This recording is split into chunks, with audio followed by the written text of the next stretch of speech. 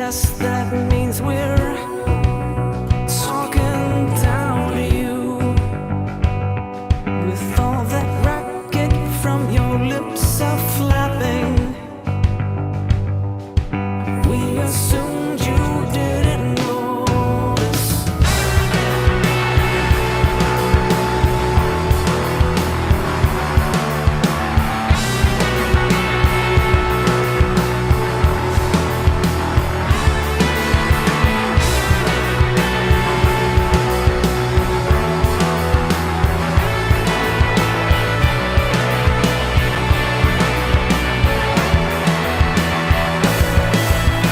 Haters, isolators, no one listens, please.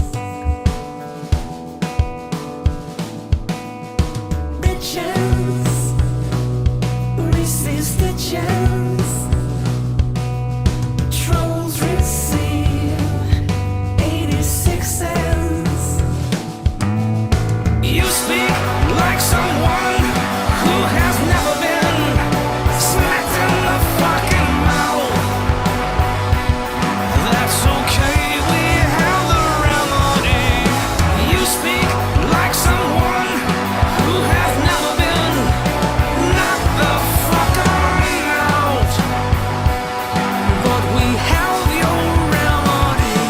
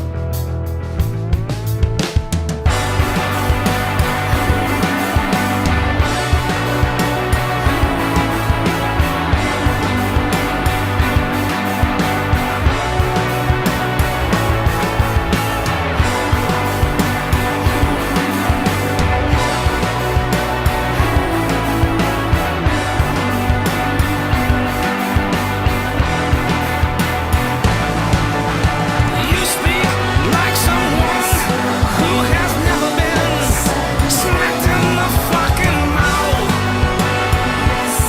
That's okay, we have the remedy. You speak like someone who has never been knocked the fuck out. But we have your remedy.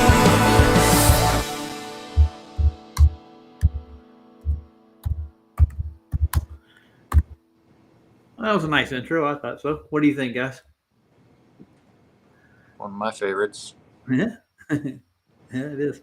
So we got a nice plethora of everybody in here now. We got McToon, Craig, and all their cronies. That's beautiful. Yeah, they want to gang rape us. Is basically what's going Whoa. on. I know. Calm down. I know.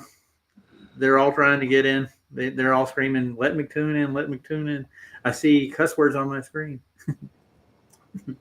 Now let's effing start this thing. I don't know. All right. I don't know. Should we start this thing or not? I'm ready to go. Okay. Yeah, I'm going to be transparent. I'm flat earth, but I'm not going to be biased. I feel like everybody's entitled to their opinion. So Yeah. let's hear what people got to say. Okay. It's any, mini, miny, mo here, or just drop a link and let them go. I'm only going to do 8 people. That's been the thing from the start.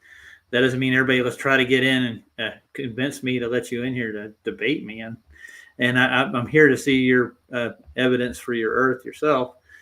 So I'll let you present. But there are ground rules involved in this, I guess.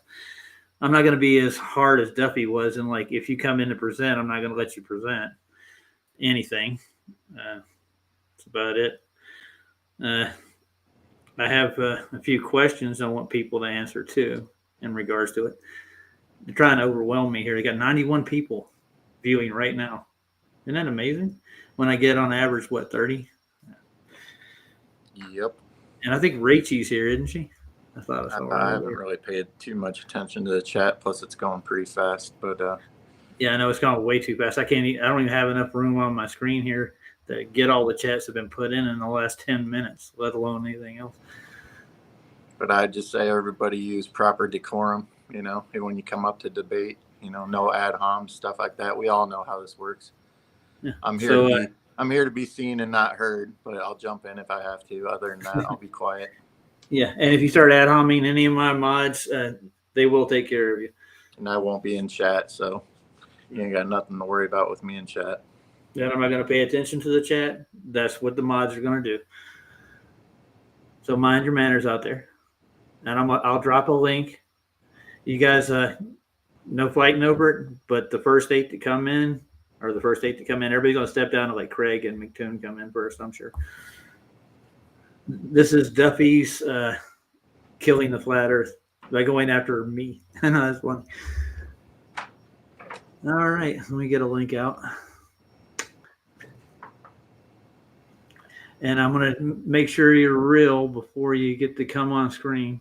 You got to verify yourself. I don't want anybody putting anything on screen to get me kicked off. That makes sense, right? Yeah, don't do anything dumb. Yeah. And here goes the link.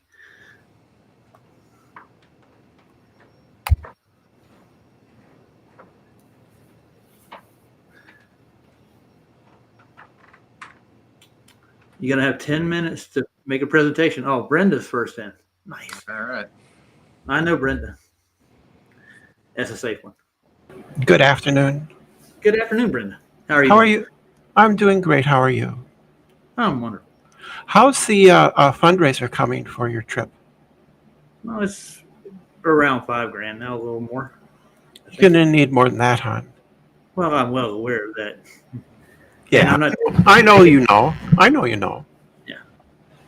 I'm not going to add more than one person to the stream at a time. You're going to have to wait. Okay, what are all the rules?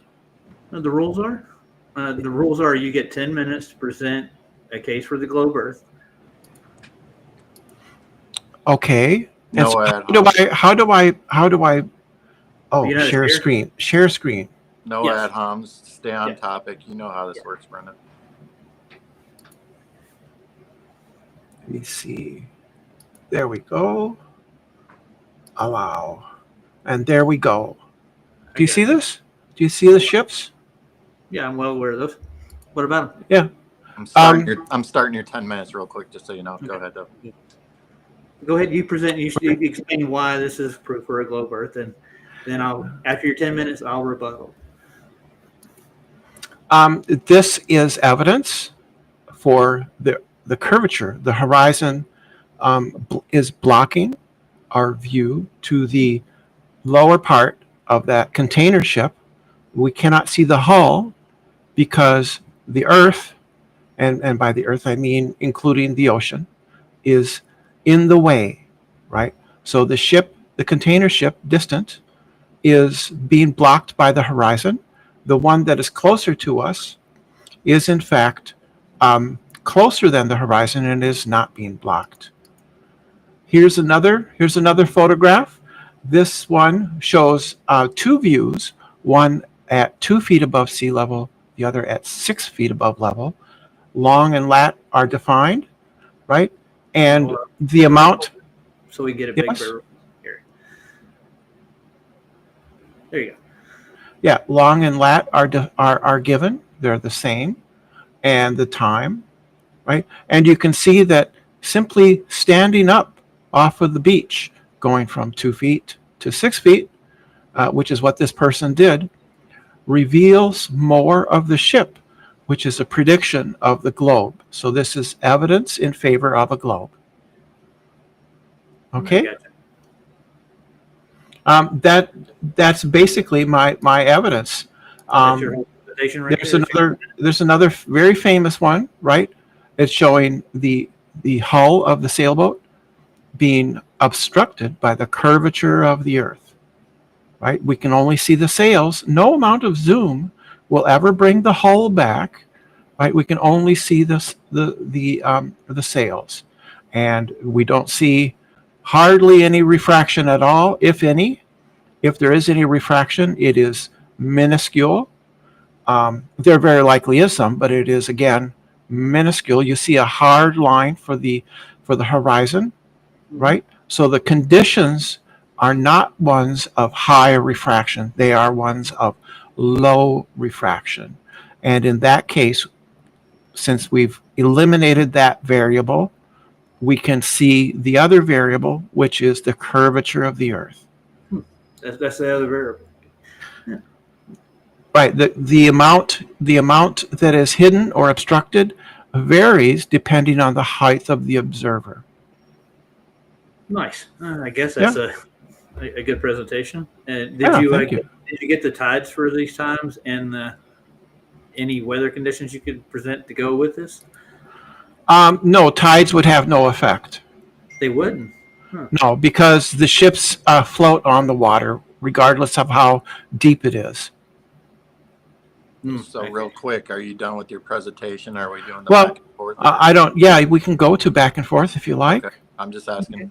Yeah, I didn't have anything. I think this is the most powerful because it is the most common for flat earthers to claim that perspective is what hides objects, but that is because flat earthers don't understand perspective. Perspective is not involved in any of those photographs. Oh, I'm not saying it is. I'm saying there's other variables in there just besides perspective too. Sure, but some flat earthers claim that perspective is what accounts for it. It doesn't account for everything. There's foreshortening for one. That would be another cause of. Yeah. Is that a rebuttal? No, that's not necessarily a rebuttal. That's just another explanation to involved with tides. High tide, low tide toward the inland actually would cause basically a roll in the water. It would be hard to see over it. Yeah. So Any wake would actually affect the photograph due to foreshortening.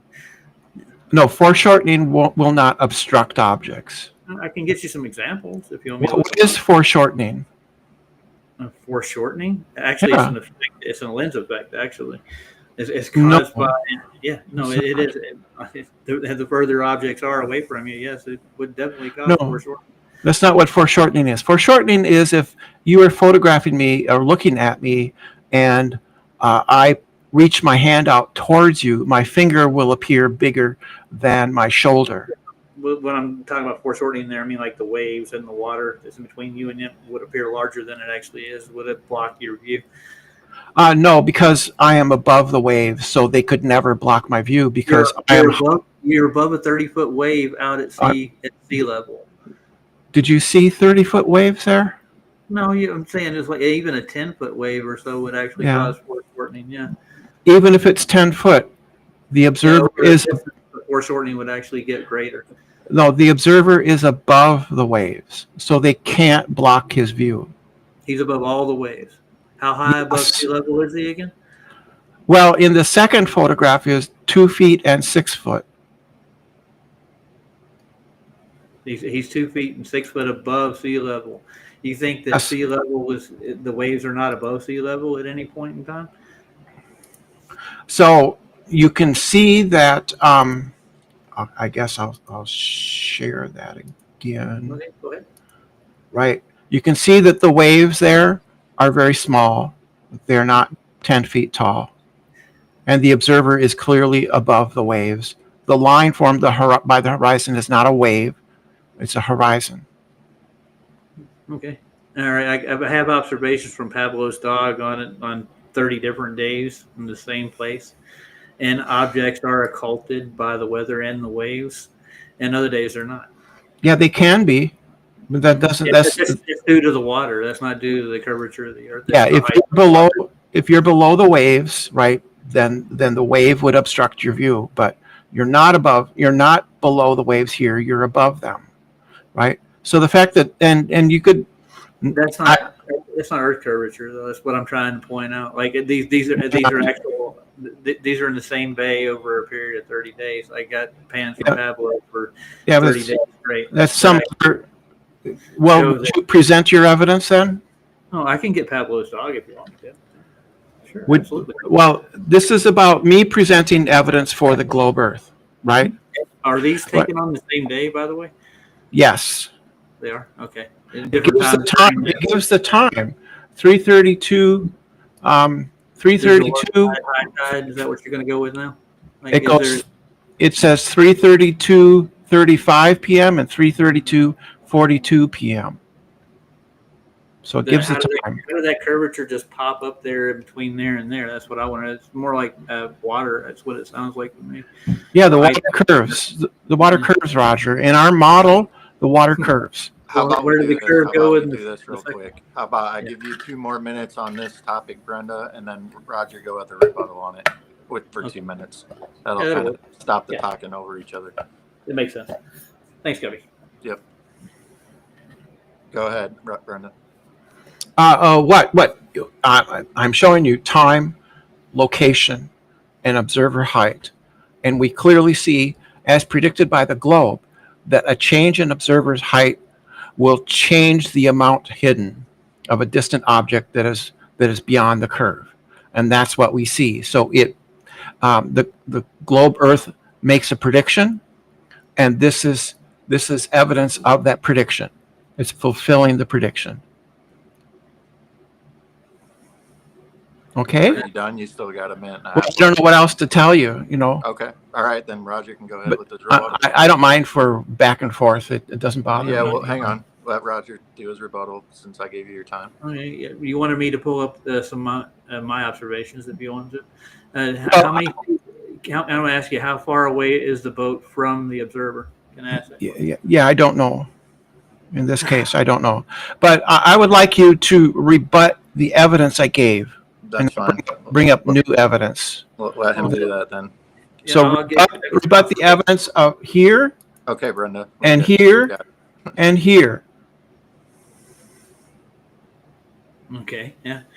You don't have enough information about half of these to begin with for me to start rebuttals on. You don't have the distance to the object, the distance to the horizon on the globe, for one. You're missing so many pieces to the puzzle so far. But I mean, your predictions are you can only see what to the horizon is how far again? The distance to the horizon is going to depend on the observer's height. Okay, so let's say a 6 foot height per observer. What should you see? What? I didn't quite catch that. At a 6 foot height from sea level, how far should you see? Is the question. Approximately 3 miles, 5 kilometers. Okay, and you don't have any Approximately. idea how far these guys are. I don't. No. All right, Because that's not necessary, Roger, because the prediction is simply that there will be obstruction and more obstruction versus less obstruction depending on the height of the observer. So the sheer numbers don't matter. What matters is the fact that we can see more as the observer gains altitude. and you're not giving me any of the conditions they're in, either like tides or whatnot. Yeah, it doesn't matter with tides because the boats float on top of the water. Yeah, well, I know they do, but like when it comes to optics, the height there above the sea level does matter. Tides do play a role in it. No, they don't, because the boats are floating on top of the water. I got that, but the height of the water from sea level is what counts. And It doesn't matter how far down the sea floor is. It could be 10 feet, it could be 40 feet. The boats are going to float on top, and they're going to be obstructed by the curvature of the earth, regardless of how deep the water is. you're not getting what I'm saying here. This is moving water, right? Water, I don't know. It's either ocean or a large lake. I don't know.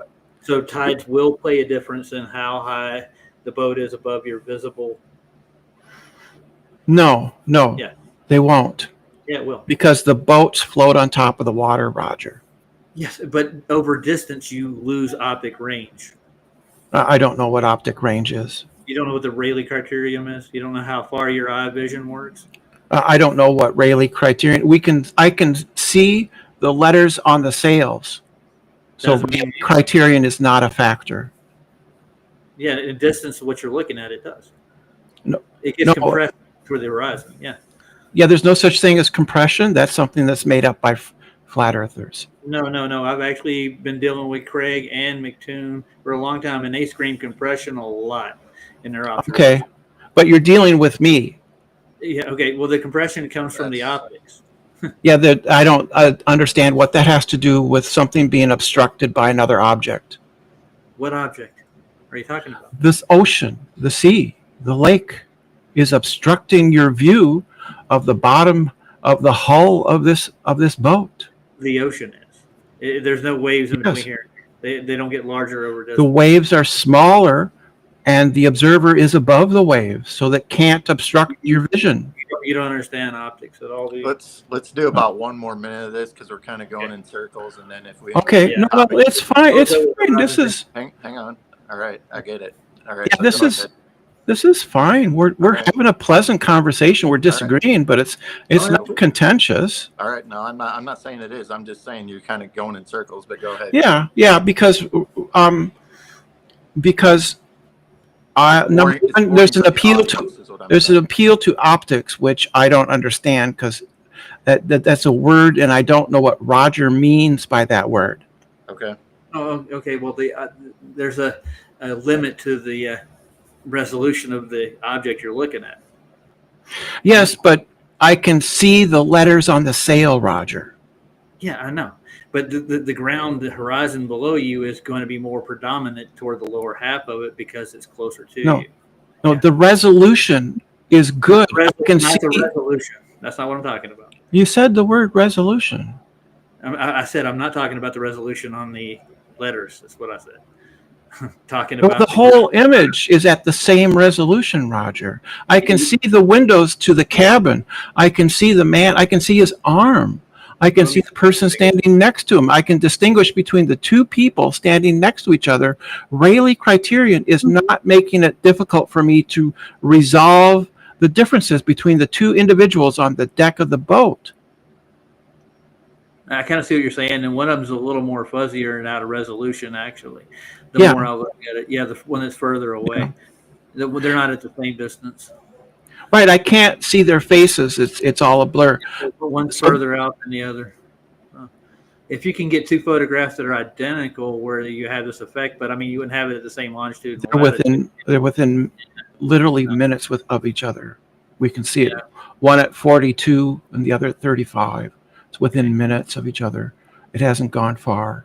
I can see the rigging. I can see the letters. I can see details on the boats So and details on the sails. I can see the rope connected from the top of the mast to the boat.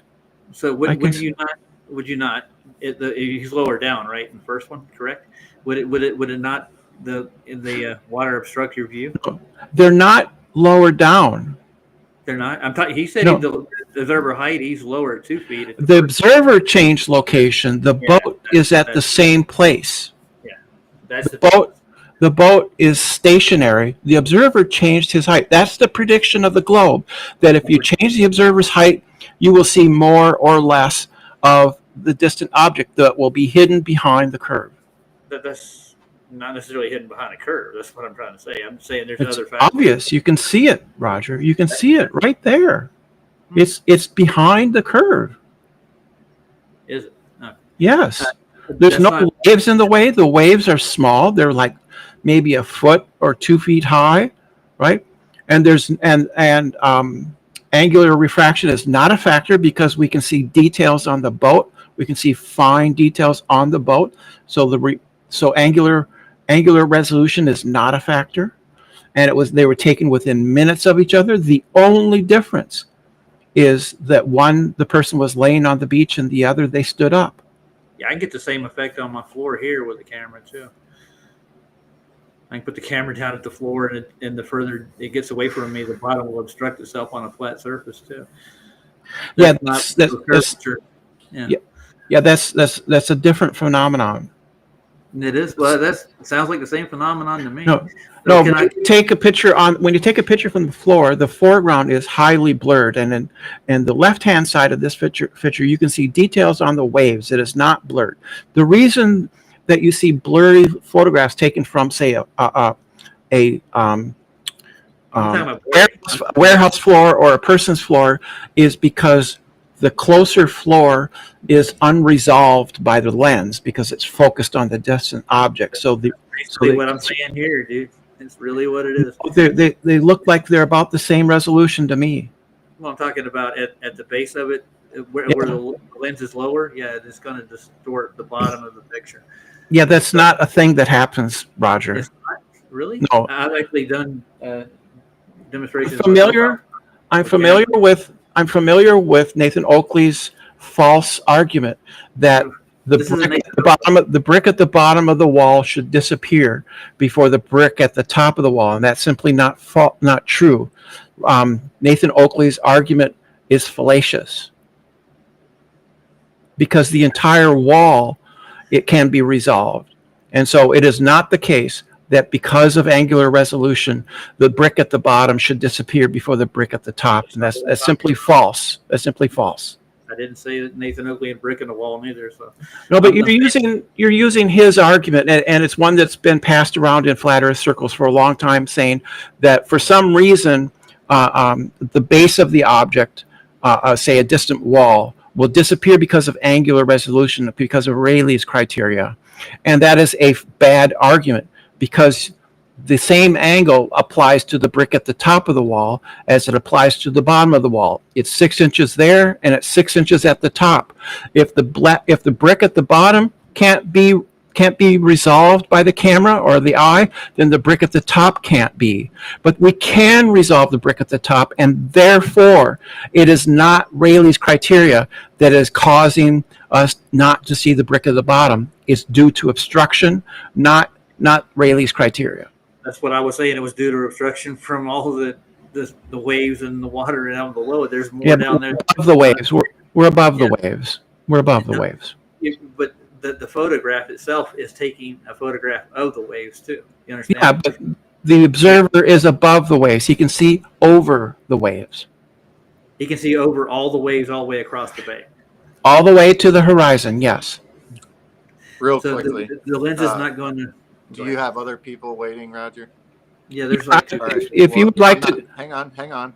I'm not kicking anybody out. I'm just saying, is 5 Wow. minutes okay for this between you two, and then move to somebody else? So I appreciate you letting me in, Roger. Thank you very much. If I can't convince you, but I gave my best, a good argument, I think, for this. And to be perfectly clear, Roger, I hope that you get to go below the 80th parallel and see the 24-hour sun. Well, more power to me, I think. Yeah. I hope you do. Have you ever seen it yourself? No. Nothing. I would have loved to have gone. It's poor folk. I don't have no money. I don't have a mind either, but I did have an opportunity to join Duffy's team, and they just kind of like didn't let it happen for some reason. But that was because you're supposed to have raised your money yourself, Roger. I did, but he did agree to put my GoFundMe on the TFE website, and he refused not to. I don't know the details about that. I have it all in email. Okay. Okay, well, I won't dispute that because I don't know the details. But you have a good day, Roger. All right, thanks, Brent. Don't get too bruised and bloody. Don't get a black eye from all the Globers in here that are gonna come and knock you around. Oh, I don't really care that much. I've been in this debate this long. All righty. I've been doing it forever. All right, thanks, Brent. Yep. So if you want to, you can donate too. Throw your 25 at the GoFundMe. I'll do the same. You can match me. Now, who's up next? There was several different things I wanted to say there, but I'm not going to go into it. There's more than that involved in that picture. Anybody else? Well, I got to be unbiased, so. Yeah, I know. Yeah. I'm not asking for an opinion. No, I know. I'm just saying I got to mod fairly here. Yeah, absolutely. You know, the only ones we're going to get in here are the usuals, right? There You was got a point somebody in the waiting there. Yeah, I don't see anybody joining, man. It would click on. You mean put another link in there? Oh yeah, I put a link in there. Should I pin it? Let me Yeah, let me pin it paste again, another apparently. link just in case somebody missed it. I don't know if that went in or not. I don't think it did. Let's try that again. Next up, Oh, I got no. Wait a minute. I got clicked on another link. I got to get a new one. I thought Craig was waiting or something like that. He was. I don't see him in there anymore. It says 4 people. Let's see. All right, Oh no, there's Craig now. Hold on. All right, there you go. Tell him the whole. He's up here giving goofy looks. I can see him. Like it's just a fun joke. Let him up. Heck with it. Yeah. Let me let him in. Let's see. Should I do Craig and then the shill next? The FTE shill. I wonder what they Your got. show. I know. You're a moderator, sir. Be kind. All right. Hey, Craig, how's it going? Can't hear you, Craig. Muted, Craig. Yeah, you're muted.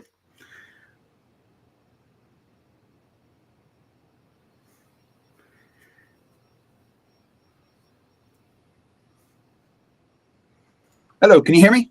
Yep, Yeah, we we got can hear you you. now. There we go. Sorry, hey, I've got a bunch of microphones that I need to select. How you doing? Oh, I'm doing good. How about yourself? Yeah, a little bit annoyed that you lied about me just now, to be honest. But What did I lie about? well, Please you tell me. said I've been screaming compression for years, and that's not something I've ever done. And I wasn't sure why you would lie like that about me. I'm not lying about that, about you, but I mean, I've heard you say compression in several photographs, like your east to west compression, where you had the bendy lines from east to west in a photograph. You know which one I'm talking No, about. I've never said compression in regards to east to west. You- Certainly not in regards to anything like the picture you just brought up, Roger. And I just want to say I would appreciate it if you didn't lie about me. That's all. I don't mind. okay. Well, I'm not lying about you. I've heard you say compression. So, you know, I was a little bit upset at the horrible, dreadful language in your intro. That's Oh, terrible. damn, to have man. swearing. I'm sorry. Yeah. Anyway, I've been streaming for about 53 hours, so I'm sure that that's nice. you can, someone that's as tired as I am. Have you heard, Roger, of Radar Horizons? Yeah, I know what you're going to now. You've heard of Radar Horizons, have you? Yeah, I know they actually make the equipment. They actually supposedly account for it, and that's where you get your shadowing on radars. What about it? Okay, right. So flat earthers say radar can see forever. No. Ask anyone in the Navy. Hi, me. Radar stops at a hard distance that matches the Earth's curve.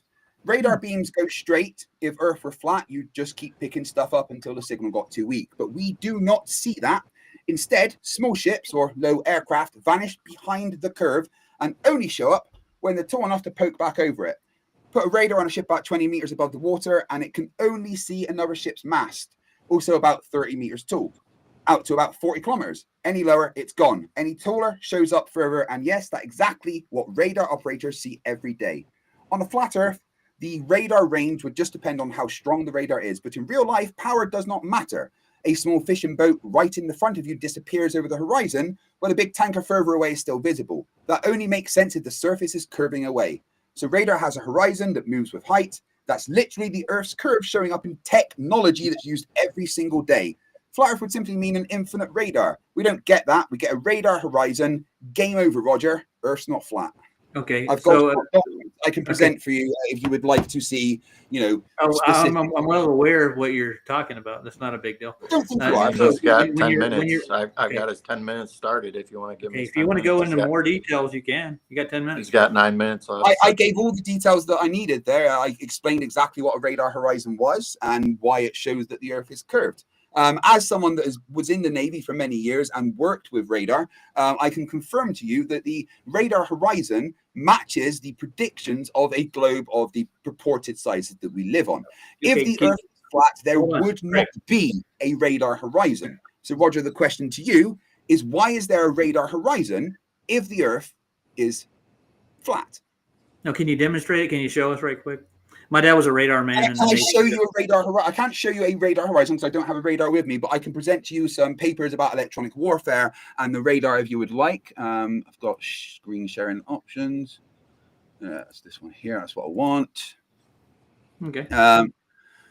So there are limits to the reach of radar signals at the frequencies normally used for radar. Radar waves travel in a straight line. The waves are obstructed by weather or shadowing, and interference may come from other aircraft or from reflections. Figure 1 shows what a radar horizon is and how it would apply to aircraft. So if there's aircraft close to the ground, they can literally go underneath the radar, which is a tactic that is used in warfare. They get stealth planes to fly really low so that they stay below that radar horizon. If the Earth was flat, you would not be able to stay below a radar that is in a straight line. There simply would not be that hard cutoff. There's talks about all the specifics of the equations taken into account, and the target altitude that you would expect the distance to be able to see based on how high something is. There's a lot of papers here that are linked, all the citations and everything here. You could peruse at your own leisure. But yes, radar horizons are a thing that exist and are used every single day and would not show what they show if the Earth is flat. So how far can you fly under this radar, Greg? Well, it depends on how high the radar is. Yeah, and wouldn't that affect how far the radar would actually be broadcast, how high it is? Yeah, it would change how far away the radar horizon is. So it's the same as the distance to the horizon. It's 1.22 times the square root of the observer's height of eye. It's the same for a radar. That is the distance to the horizon. So after that distance, if you stay low enough, you go below the radar. Even though the radar would be firing out in a straight line, there is a hard equidistant circle around the radar, which if you go low enough, you go below it. Does not make sense if the Earth is flat. Well, you put your paper in private chat for me. I'll look over it. I'm not just going to take you give me this and I'm going to accept everything in it. So I'm not asking you to accept it at face value. Obviously, that's not the point of a debate. I'm going to dig through it. Yeah, I'm going to dig through your. But the point is for you to now try and refute. I'm not going to refute it, not without any preparation at all. So. Well, isn't that the point of this debate, Roger? That we come here with some evidence to present and you attempt to refute it. You're giving me evidence, and I can give you evidence that the horizon is well beyond that point. So your evidence would disagree with radars. You'll tell me it's refraction. Yeah. And that's what you'll so do. I haven't yet mentioned refraction. No, refraction does come into account because obviously radar is an electromagnetic wave which is affected by refraction. Of course, refraction is highly quantified, Roger. We understand every single thing about refraction, and we can calculate what refraction will do if we know the conditions that the light is traveling through. We know refraction so well that I'm wearing glasses that were designed because of our knowledge of refraction. So refraction every single time matches what we say, but I haven't brought up refraction. I'm simply talking about the radar horizon, and you can speak to anyone well aware of what you're talking about. Radar. There is a hard before, so I what can would be your explanation for it. I tell you what, me and you, we should have this talk after I look into the radar stuff. See, this is not just straight up evidence. This is just a paper. So I need to look into why. What do you mean it's not straight up evidence? The existence of radars and the horizon that they give is evidence, Roger. This is just a factual thing. Every single person in the world.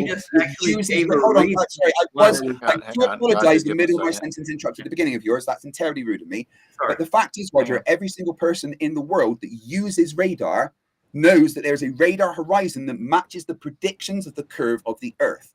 Anybody in the world ever that has used radar, and I can personally attest this because I've done it. So rather than just running away from the question, just try and attempt to answer as to why there is a radar horizon that is expected on the globe if the Earth is flat. What would be your explanation? No, I don't have an explanation for you right now. I have to look into the topic more. Okay, I'll take that way. Yeah. So, I mean, yes, and I've seen beyond it, and there may be other factors like refraction that would actually cause your radar to stop going after a certain distance. Yeah, but we've quantified refraction, and that's taken into account when we Well, understand. that's not about you know. quantifying it. It might be the actual reason of the cause and effect relationship that we have here. But yeah, but that's taken into account when you're using a radar. You will be aware of the conditions that you are in, and the refractive conditions will be taken into account with the radar signal being put out, so that it's done correctly. This is actually very important that the refractive conditions are done correctly. Otherwise, the radar can be off as much as 3 or 4 degrees. So, but it would it not limit the radar itself? Well, stronger refraction will actually allow the radar to see further over the horizon. Okay, but because it is such a powerful beam, such a frequency, refraction is minimal. Very much like infrared light doesn't refract as much as, say, the other visible spectrum. Okay, radar is very much like that. It does refract, but it's such minimal refraction that over the distances that we talk about with radar, it's really not something that you have to take into account. And unless you're looking at things that are extreme distances with really, really high radars that would be near the horizon. In general, radars aren't that high, and their beam is powerful enough over the distances to the horizon that refraction is not actually a variable that needs to be taken into account. Okay, it's a good explanation, but I still need to look into the actual paperwork and how it works and see. Oh, cool. Happy with that. If you want to come back another time, we can have a nice conversation about radar. My dad was a radar man in the Navy. I'd happily do that. So far, this seems like an amicable conversation. Do you mind if I just ask you a quick question while I'm here? A serious question. Do you really think that $8,000 is enough to get you to Antarctica? No, I don't. I'm well aware of what the price is, man. Still raising money, dude. Only $8,000. Why would it not be for $50,000? There's quadrants, dude. I did it in 4 sections. 4 sections times 8. Think about it. And there's 4 different. It's going to stop there. First one. This is still the same first one, right? No, I'm in the second one now, so I'm going to the second climb. It's $5,000. Hang on, let him finish, Craig. Yeah. I was just clarifying. All right. Hold on a second, guys. I gotta turn my speakers back on. Give me a second. What's that? All right. Power on. Bluetooth pairing. Give me just 1 second.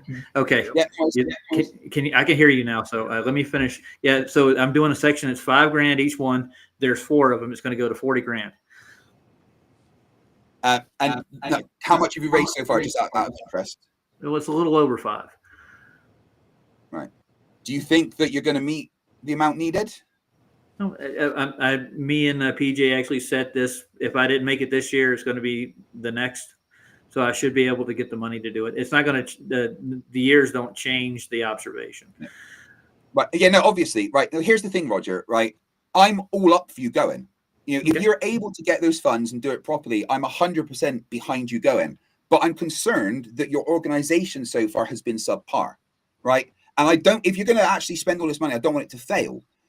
Already you should be contacting ALE, letting them know of your intentions and stuff and things like that. I have. What I've seen, I'm just worried that the organization you've done so far wouldn't be sufficient, especially as we're coming up to the Antarctic summer already. If you were, I know you've said that you probably won't make the money this year, but you were intending to go this year, and it seems like things have been left very late. And I would like to honestly offer you my help with organization in any way that you feel that you would need, because if you're willing to go and do an experiment, I am always 100% behind that.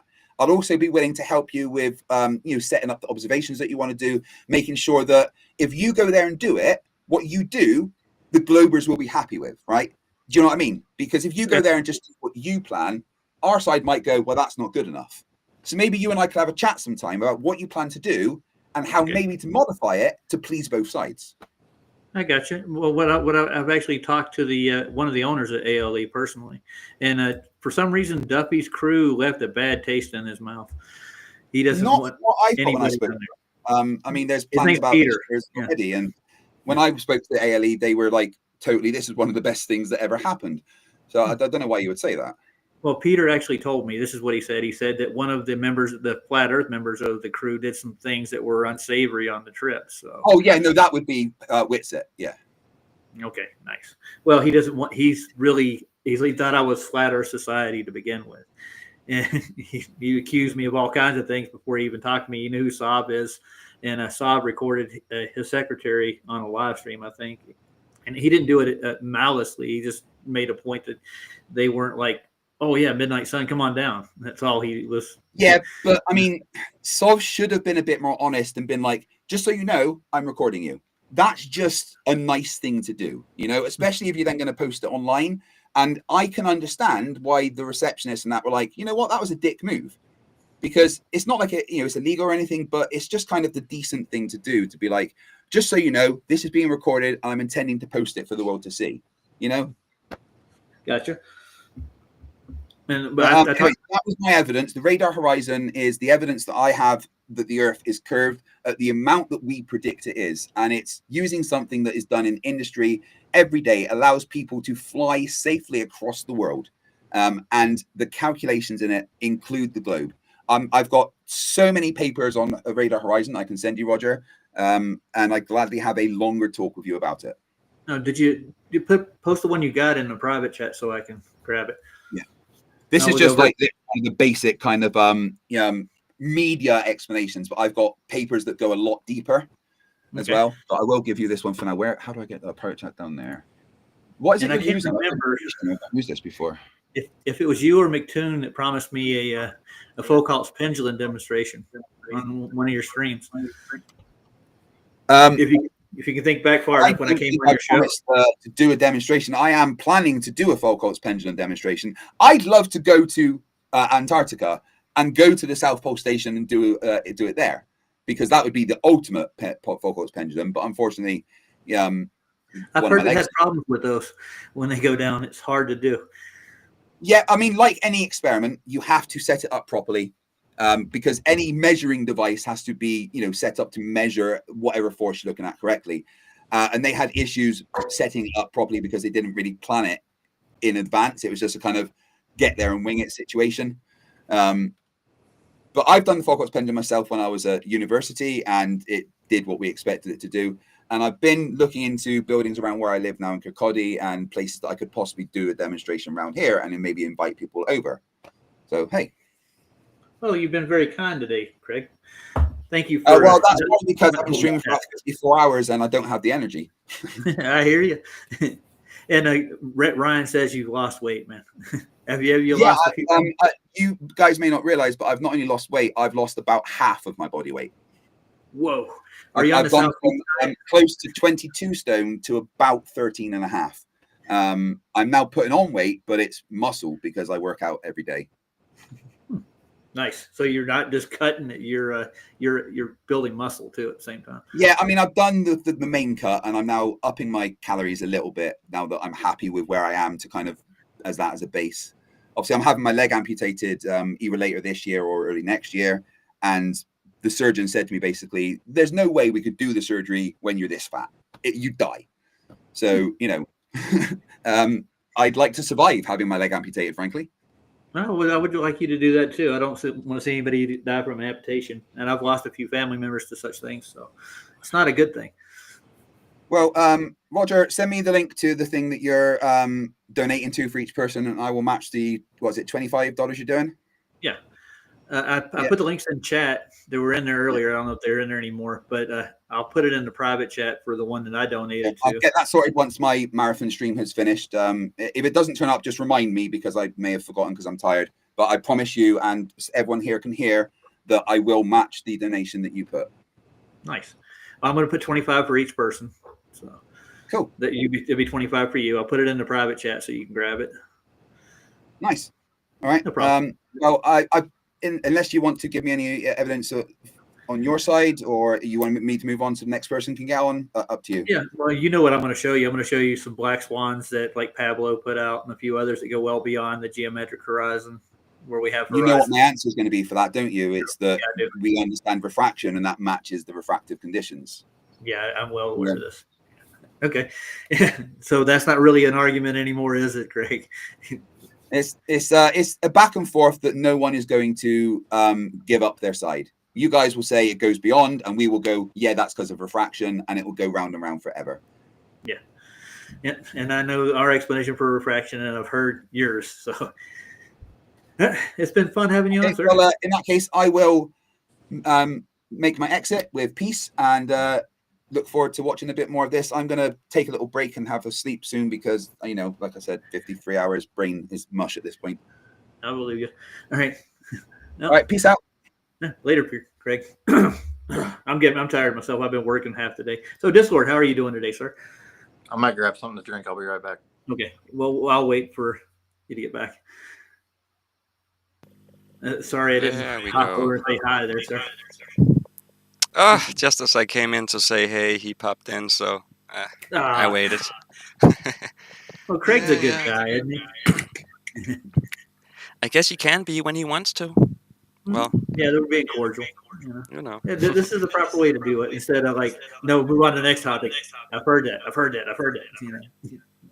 I guess I you should would- only make show plans with him when after 40 hours of streaming. When he's done, then jump He's on. tired. Yeah, I get gotta him in check when the he's chat. I done. haven't looked at it in a while. Hold on. See how Ryan's doing out there. He's overwhelmed. We have 86 people watching. Jesus Christ. Did I use that? Sorry, Lord. Hey, Mikey, how you doing tonight? Let's see. We got a whole bunch of people I've never seen before. I see Tourette in there. Lowry. Hey, Lowry. Hey, Lev. Saddlebum. I'm going to say hi to everybody right quick. Moxie, I know I've been saying hi to you, Saddlebum, again twice. Nice. The Who is Video channel, I have no idea. I'm going to say hi to you too. I think somebody's echoing there. It's this Lord. That's me. Oh, okay. Just a Mute it, second. sir. Just mute when you're not talking or whatever. And hi to Scott, Level Realm.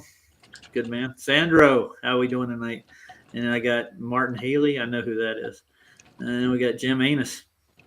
The Anus is in the house. You got to say hi to Anus. Everybody has one. You gotta say hi to Video Channel. I have no idea who that is. I don't know who that is either. I think KC before in Glasses chat. Calder V. Let's see. We got Lev. I've said hi to Lev. MS. I don't know. I can't pronounce that right. Sledder. Hey, they're real or not for real? Sorry. I don't know. It's a good question. In this realm, anything can happen. In Northern Rebellion, he's been in here since the start. I've said hi to him. Josh is his name, by the way. Josh is Northern Realm's name? No. Real. Anyway, go ahead. Sorry. Okay. I didn't mean to distract you. Because I played poker with the Northern Rebellion one night on Discord. We had a night long topic. I forgot what his name was, but I know it wasn't Josh. 83 Bong is here, whoever that is. True Few, you know him. I'm just going to go through the list and I'll get back to the debate. So that's 2 people so far, right? Wolfchild. Yeah, well, I know Wolfchild. Yeah, He's Martin. still I here. didn't know if you said these already. No, I haven't. You can, if you see somebody miss and Dirty Ketchup. Jay's in the house. Yeah. CK, you make fun of me. I don't like you. I'm just kidding. I don't care. Char. Dirty Longhorn. ketchup. Oh, Yeah. where's the Dirty mustard? Ketchup. Yeah. Hold the mustard. That was a good one. Next chapter. I know him. Good to see you. Jeff C. Always a pleasure. And Sparkly Markley. I've seen that name a couple of times. Astro Key. I think that's. Yeah. Is that And we all know pronounced that? Monkey Pat, don't you? So hi, Oh, Monkey of Pat. course. Another one that picks on me. How Oh, dare no. you. Nate. What's up, Nate? Nate, Saddle yeah. Bomb, of course, is everywhere. Yeah, I like Mikey's observations. I guess they're refracted too. Oh, I swear, refraction is the answer for everything. And William McLean ain't seen that name in a while. nope. And I see Spence here. I was going to say hi to There you go. everybody. Hey, man. Jay Hartley's in the house. I Big Fish 32. I beat 32. I know that one too. So list, ain't it? Let's see, we got some I here. can't really talk to you guys when I'm up here moderating, so that's Yeah. why I'm saying hi now. Rumham Solo's here. Shout out to the Foundry. You know, he's like, we got Jeff Gasshead, Old Mate, and Craig McNeil's here. I hear. What happened to McToon? Is he back in the back? Snyder's in the house. McToon. I don't know. I haven't McToon's seen gone. him. I think he This just guy, he popped came in and and left. popped off. Yeah. Hi, McToon. What You got you'll people probably waiting watch this still? later. Yeah, I got 2 people back there. I'm going to go Gotcha. in order. We got Astronomy Lives here. Oh, Mikey's favorite group. Say hi to Danny Faulkner for me, would you? Hey, big Yeah. fish. Yeah. You And can we got pick on Woody- me. It's okay. and DeWitt It Street wouldn't be Lakes my first rodeo. Rodeo. Oh, good God. Yeah. I don't see spin actually, but hey, how you I've never doing? seen it. Hey, Harmon. Maybe the sky does spin, I think. And if you look at it long enough at 15 degrees an hour, it would actually be kind of spinning. Yeah. But I don't see the earth moving. I don't feel it moving either. So that's another one of those conundrums, I I suppose. don't feel it either. It's weird. Nope. But anyway, Strange. I forgot Discord was in here too. So this is Astro Kate and FE Shill, FTF Shill, whoever that is. Somebody that wants to be who's Craig Scott Level Rome? I've never heard of that guy before. No, I hear he's a punk.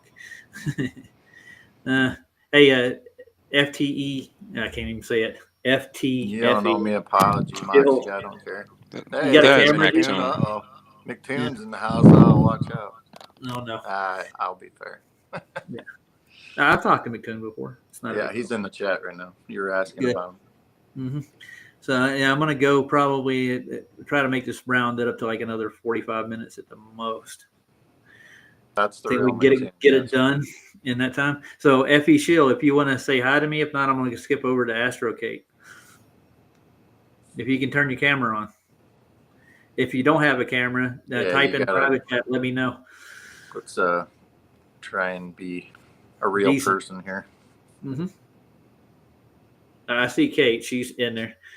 All right. Astro Kate's typing in the chat. Let's see what she's a real Well, person. that's great that you can say in chat you're real, but how do we know that? No, she's on camera. Oh, She's- okay. she's I on didn't the- see that. I got her on camera. It's the All right. FTFE shill that ain't going on camera. Gotcha. So, Are you we'll going- say hi to are you- Astro. You Are ready? you doing debate now? Yeah, I'm gonna start. All right, I You got ready? to put on my mod hat. Okay, I'm ready. Okay. I'm glad you did it. Hey, Kate. Hello. I'm glad to be here. This is my first Flat Earth debate. I heard you were donating to a good charity, so I wanted to I show am. up. So thank you for that. No Now problem. I'm going to come across or do something a little different, I think, from other people who are going to come on. So before I was in my current career, I was an elementary school teacher. All right, can I add Yeah. one thing? Oh, yes. Can I, Oh, yes. can I just real? Is this going to be like your presentation introduction? What? Yeah, I'm this going will to start be. your 10-minute. I'm going to Yeah. start your. Oh, Okay. it doesn't have to be 10 minutes. Okay, well, go ahead then. Yes. So I was an elementary school teacher. And one of the things you're supposed to know before you graduate elementary school is Earth's place in the universe. This is the 5th grade curriculum. I don't know if I can share my screen. I'm not going to even bother. You can look it up yourself. It's 5ESS1-2, Earth's place in the universe. You are supposed to learn by the time you graduate from elementary school that about the orbit of the Earth around the sun, the prediction of the shadows, predictions of the stars, and the fact that the Earth is a globe. So as a former elementary school teacher, I'm a bit disappointed to hear you say that the Earth is flat. This is very important knowledge going forward, that the Earth is a globe, because it's used in college and high school classes, particularly if you go into engineering.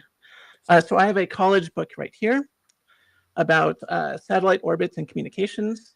And you will see, because this is about orbits and communications, the Earth being a globe is, oops, if I can Sorry. have my camera not move around.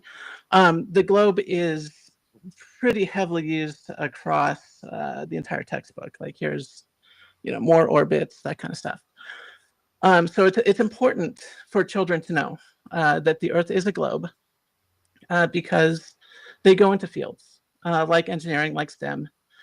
And, I do my best to prepare them for the careers that they're going to have. And part of that is having a fundamental understanding of the concepts that they're going to encounter later on. Your thoughts? Okay. No, that was good. I'm well aware of the curriculum. Yeah, I understand it, and I understand my arguments go against the mainstream, and they fight it tooth and nail. I get it, and I understand why you would be worried about your kids learning about the curriculum that they actually teach in college later on and stuff. But the further you get into college, a lot of their theories that actually pertain to the globe get thrown out the window. Oh, can you give an example? I'll give you a good example. Like in 1908, they threw out Newtonian gravity for relativity by Einstein. So they did not throw out Newtonian gravity for Einsteinian. So Einsteinian gravity is a superset of Newtonian gravity. So you can actually derive Newtonian equations for flat spacetime using Einstein's equations. So Newtonian gravity is a specialized version of gravity that you are in a flat spacetime, and you don't take into account any relativistic effects. If you want to take into relativistic effects, then you go into Einstein's equations. However, there's a secret. Even to this day, aerospace engineers still use Newton's equations when designing spacecraft. There is no need to go to that level of precision usually when you are designing for gravity. Yeah, see that's where you lose me. That's really it is. Gravity is like an Achilles heel, you might say. I've never seen any actual physical proof of gravity. I've never seen mass attracting mass. That equation actually in function. So in college, there's an experiment that a lot of physics students use or demonstrate. And I'm sure you've heard of it. It's the Cavendish experiment. I'm well aware of it, yes. Yeah. So that's usually the classic way of showing that mass attracts mass. One of the interesting things about gravity, and I'm glad you brought it up, because gravity is one of the weakest forces. And it's actually so weak that it dwarfs even like a fridge magnet. So a magnet, of course, is electromagnetism. A small fridge magnet, if you think about it, can have more force than the entire Earth's gravity pulling down on it. I mean, so gravity is so weak, it's really hard to demonstrate. So you really need specialized equipment. Usually what they do to make it really obvious is they will have it pivot with also a laser. So it goes a longer like linear distance across like a wall, so you can see it move. I've studied Cavendish quite well. Oh, good. Yeah, there are plenty of other factors that would actually supersede gravity even in that situation, considering what they actually use in the Cavendish experiment itself. So I've seen it done in multiple ways. What do you think is wrong with the Cavendish experiment? Well, for instance, I'll give you the original one. Let's go back to Cavendish's experiment itself. What was it actually trying to prove in the first instance? Mass attracting mass. Cavendish was actually trying to find out the relative density of the Earth. That was actually stated in his first experiment. Nothing to do with gravity itself. He wanted to know how dense the Earth was, how it displaced everything. Right, but you would have to measure the gravitational constant in order. Newton came up with that himself. The whole gravitational constant actually will work in both fields, but it failed in the celestial field. That's why they threw it out. That's why they pulled in Einstein to make his relativity for space-time. Yeah, nothing got pulled out. Just to be clear, Newton's equations are still very much in use. This is a modern textbook, modern college textbook, and you will find Newton's equations. Oops. Well, I'm sure you will. Yeah, I didn't say that Newton's got pulled out. No, like the main physicists that actually work with the cosmos, they don't even take Newton's equations into account when they're looking at the stars at all. But that's what the whole thing behind the gravitational constant was supposed to marry the two.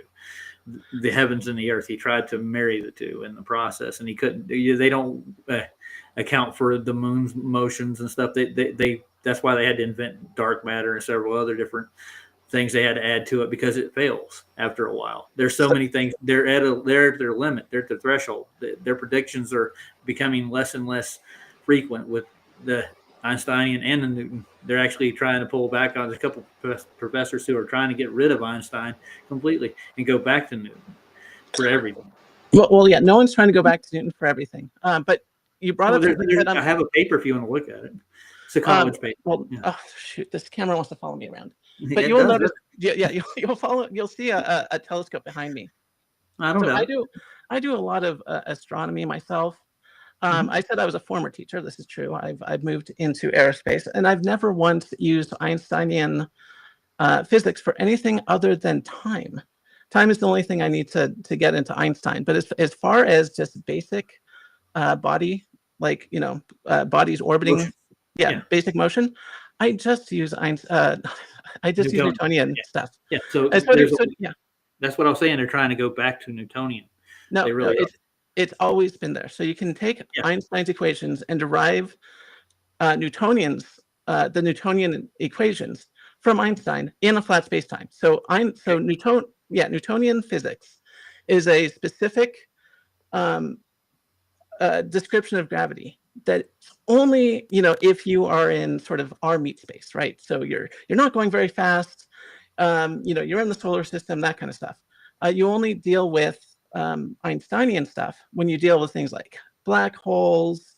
Once in a while, there's like the orbit of Mercury that got a little weird that we needed Einstein's equation to solve, but usually you don't need it. You mean the retrograde motion of Mercury? Yes. You needed that to fill in the gap. Yeah. There's more gaps than that, I'm sure, with all the so-called stars and their observations that they have to use Einstein to fill in the gap with.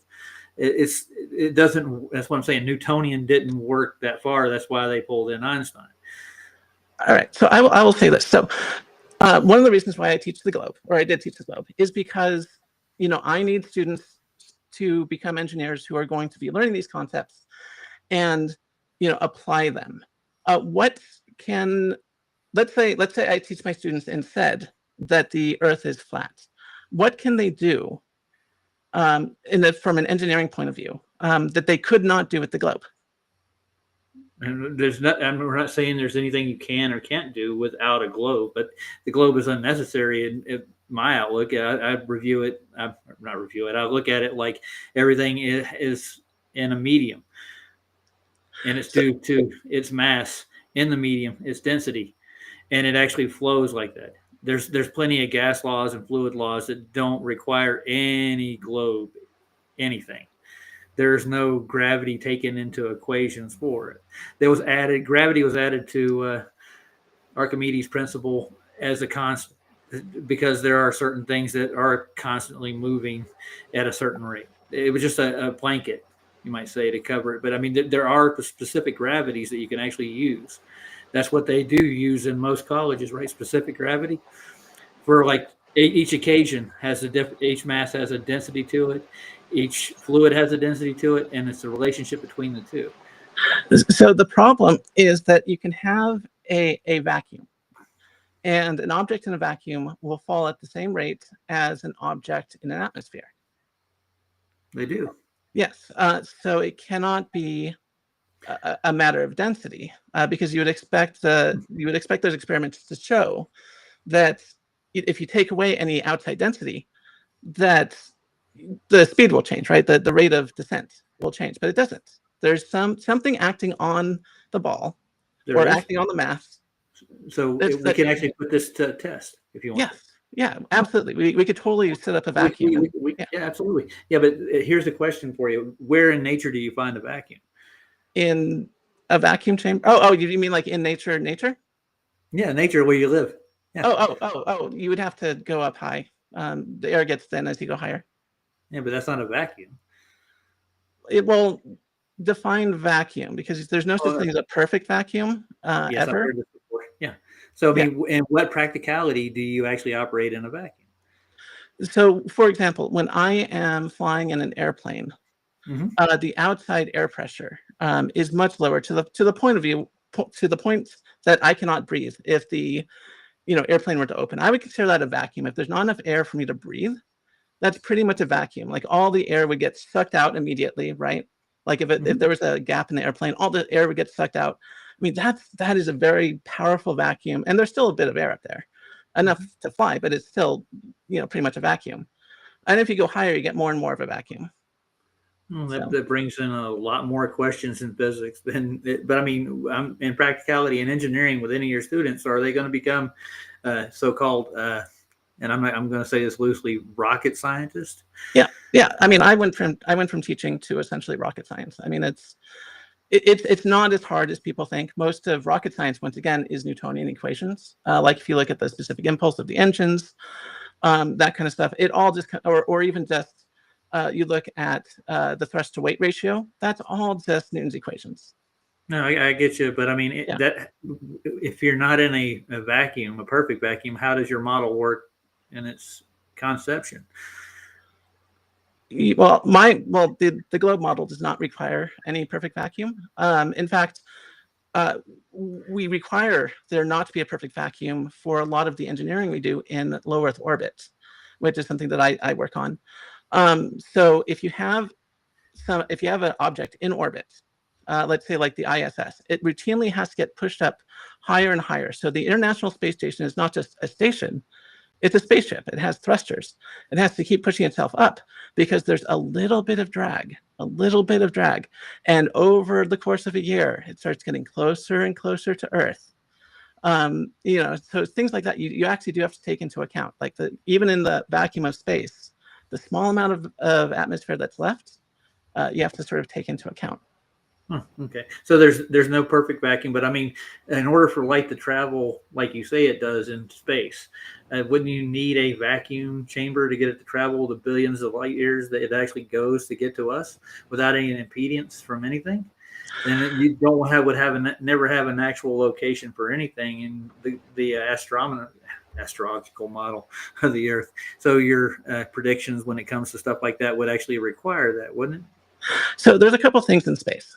So there are objects in space that emit light very brightly or over a large area. So emission nebula are a good example of this. So I don't know if you've seen these pictures of, so emission nebula is gas in space, usually hydrogen gas. We know it's hydrogen because of spectroscopy. And you can see through it. And it's also emitting its own light. So the light from stars excite the ions in the gas, and we can see through the gas, and we can see the stars behind it and in front of it. And the big problem in space, seeing things, is dust and stuff, and it is a problem. So when you look at the night sky, you're actually seeing a very small portion of the Milky Way. If most of the Milky Way is actually obscured, like you said, like that was really smart. You caught on to this. Yeah. There's dust and stuff in space, so we can actually only see like a small bit of the Milky Way.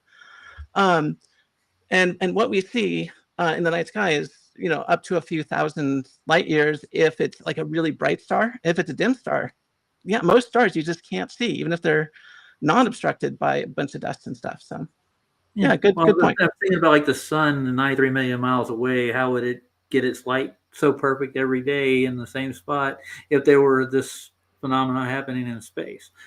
The sun is so bright, even on a cloudy day, it still gets through the clouds, let alone through the near vacuum of space. I mean, this is kind of where I wasn't trying to go with my debate. I'm debating the Earth and its supposed shape. But flat is not a shape in my mind. No.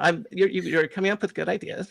And I see thinking about it. And it's really hard to prove a lot of this stuff with any evidence. It's a lot of speculation too. But I appreciate the modern effort. I mean, before that, kids weren't taught the same thing as they are now. And I understand the fields that you're going into and what you're trying to do. I appreciate you coming on, but I don't know if there's a lot of proof you have to. I've argued with people in your field before, and I've never got some straight answers on a couple of things, and I doubt you're going to have them too. So, I don't want to take up the whole debate, but it was a pleasure talking to you. And I appreciate your input. It was excellent. You were well read, and I'm glad you're worried about your students and their future career in consensus science. Yeah, thank you. Of course, no problem. Thank you, Astroscape. I appreciate you. All right. Anybody else in the back here? Let's see. Let's try FE Shield. Hey, dude, if you can show yourself, I'll let you on. Yeah, if not, anybody else wants to come in? Might need to post the link again real quick.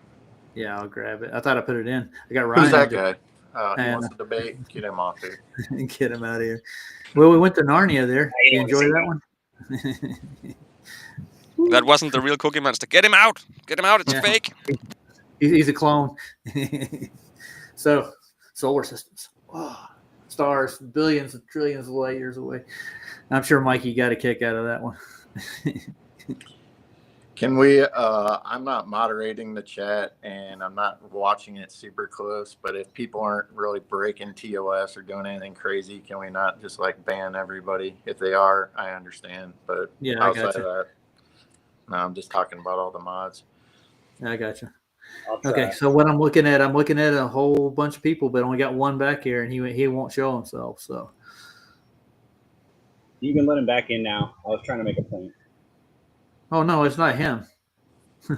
I got a new guy waiting in the back. He won't show himself on screen. So The last two that I banned, the last two that I kicked, one of them was harassing Mikey and the other one was harassing somebody else. And Well, that's understandable. yeah, Yeah. it's understandable, dude.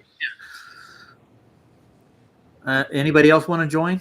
Anybody got some more glow proof they want to harass present? us, then you're wasting your time. How many people do we have in so far? We had 1, 2, 3. Brenda, Craig, Astro. That was it, right? Astronomy Live wants to come in. Danny Faulkner's pet kid. You know him? Well, I don't know him, but I know who he is. All right. Let's see if he shows himself, though. Hey, can you show yourself, Astronomy Live? Drunk Debunk says he's doing laundry, otherwise he'd be in. Oh, okay. Astronomy Live, you have a camera, right? What If about you don't my have a tune? camera. I saw you there a second ago. Oh, you want me to show my ugly face? Oh, that's Cookie Monster saying that. Okay. Here, I'll show you my ugly face. Hold on, just for Matt, can you post the link? Max says he Well, wants I'm to just come on. saying, if you Yeah. want to come on the show, if you can't show your face, then I mean, I don't know what else to tell you. Post the link real quick, Roger. I've had people come in and drop bombs. You know what I'm saying? Yeah. I don't want one of those. Max has said he wants to come on. Okay, Max, the same Max I'm thinking Yeah, of. yeah. Unless you don't want him on. Is he going to come in and accuse me of saying he's a hacker? I don't know. Yeah. Anybody that's going to sit there and change somebody's email address to make it look like that they didn't get an email because they changed their address, that's really what happened. The only reason that came to mind to say hacker was Not listing my camera to be able to show my face. How is that? It does it dude, for all all. you got to do is enable it, dude. It's not hard. Just click the button. Everybody here will show their face except this Lord. That's the truth. He doesn't have a camera that works worth the shit anyways. It's enable the only other thing This is laptop there. hardly works. I don't know. What do you That's think? not fair. Just do it real quick. See what happens. Talk. You mean real fast. you want to put them in? Yeah, just put them in. Say something real quick. If they do anything crazy, see ya. Okay. Yeah, I'm gonna pop you in and pop you out, dude. Hello, Astronomy Live. That should be He enough. came in to yell at me, probably. You gonna say he? something? Dude, you can Otherwise, talk. Forget about it. Yeah, because I kicked him. Can you hear me? You on? Hello. Say something. There you go. We can hear you. Well, I didn't kick him. I blocked his comments. Whatever you call it. I got you. Block my comment. All right, go. Turn your You're turn your picking on volume up a little bit. Yeah, you're a little low. Well, I'll get closer to my mic, but I There think you it's go. all the way up. All right. There you Much go. better. You're good. There you Much go. better. And he's on Now you're camera too. Look at there. Hey, the I think, camera I started think I've working. seen him before. I didn't even click anything. It just turned itself on. I don't know what's There you going go. on there. It's fine. It's the AI. Tell me when you're ready. I'll give you 10 minutes. Yeah, go Well, ahead. first of all, I'd like to know why my comments were getting blocked in the chat. In the live You'll stream. have to ask whoever did did that. that. This Why did little you do mod that, decided Cookie to do it. Monster? Because you're harassing her. That's why. How am I harassing? Read your comments out loud and then tell me they're not harassing. Okay. Let's see. Go on then. Read them. Hold on, I'm pulling it back up. Okay, it's run off the screen now, but they were not harassing. There were no insults. I didn't insult anyone. I simply was providing. If you want me to, but Yeah, unblock me. I wasn't providing any insults. I was only providing evidence. So how is that harassing? make a comment and I'll unlock it. But you were harassing. You were making comments. No, I wasn't harassing anyone. I'm going to ask you one question. Were you directing your comments at Mikey Smith by chance? Of course. Why would you do that? This isn't Mikey's But is channel. Mikey even in here? Is he even debating anybody? So why would you even need to make comments? Mikey was trying to present his evidence. I was presenting mine. Okay. He linked to his video. It's only fair I get to link to mine. That's a fair shot. I don't have a problem with that at all. People can be a judge for themselves. So you ready to go? Sure. All right. 10 minutes. Go. All right. So one of the strongest evidences I have for Earth being a globe is the prediction of total solar eclipse paths. Flat Earth is absolutely unable to predict where a total solar eclipse will be visible from. It can only, at best, estimate the approximate timing, but it cannot tell you the precise path you need to stand within in order to see the moon completely cover the sun during a total solar eclipse. In 2017 and 2024, I personally predicted the path of the eclipse, and I went out and stood in the paths of those two eclipses. I observed the 2017 eclipse from Casper, Wyoming, and I observed the 2024 eclipse from Maine. So in both cases, my own personal calculations using the globe accurately predicted the path of the total solar eclipse and allowed me to observe totality with my telescope. In order to do that, I calculated where the moon's shadow would land on the Earth from a selenocentric perspective. In other words, treating the moon as the center of the universe. That doesn't mean that I actually believe that the moon is the center of the universe, of course, but it was a convenient reference frame to use when calculating where the moon's shadow would land on Earth's surface. But from that point on, I had to find where it actually intersected the surface of a spherical Earth. And for my purposes, I did treat the Earth as a sphere for simplicity. More accurate methods may use the oblateness of the Earth, but it's relatively minor and can be disregarded for most purposes. And for that, I was able to get within a couple of miles of the exact center of totality, and I was able to see totality from Lake Parlin in Maine, most recently in 2024. Now, other people like Shane have claimed that Flat Earth can predict total solar eclipses using Besselian elements, but the Besselian method uses a spherical Earth. Shane doesn't know how to use Besselian elements to predict the path of a total solar eclipse. All he can do is predict the X and Y coordinates on a fundamental plane that bisects the sphere of the Earth. But he does not know how to actually tell you the latitude and longitude you need to stand on in order to see the total solar eclipse. And in fact, he's simply using a table of Besselian elements that has been previously published. When I challenged him to predict the eclipse of October 9th, 3001, which I personally knew about because I know how to predict total solar eclipses, he not only blocked me on Twitter, he actually removed my reply, censoring me, much like I was censored in the chat here just a few minutes ago, because he knows he can't rise to that challenge. The October 9th, 3001 eclipse is one total solar eclipse past the end date of the canon of solar eclipses. He was plagiarizing to try to predict things using Besselian elements. But again, even with his plagiarism, he was unable to come up with actual maps showing the total solar eclipse, except when he took existing maps and simply reprojected them onto an AE map. Reprojecting the results of a globe prediction does not make it a flat Earth prediction. It's still a globe under the hood of the car driving it down the street.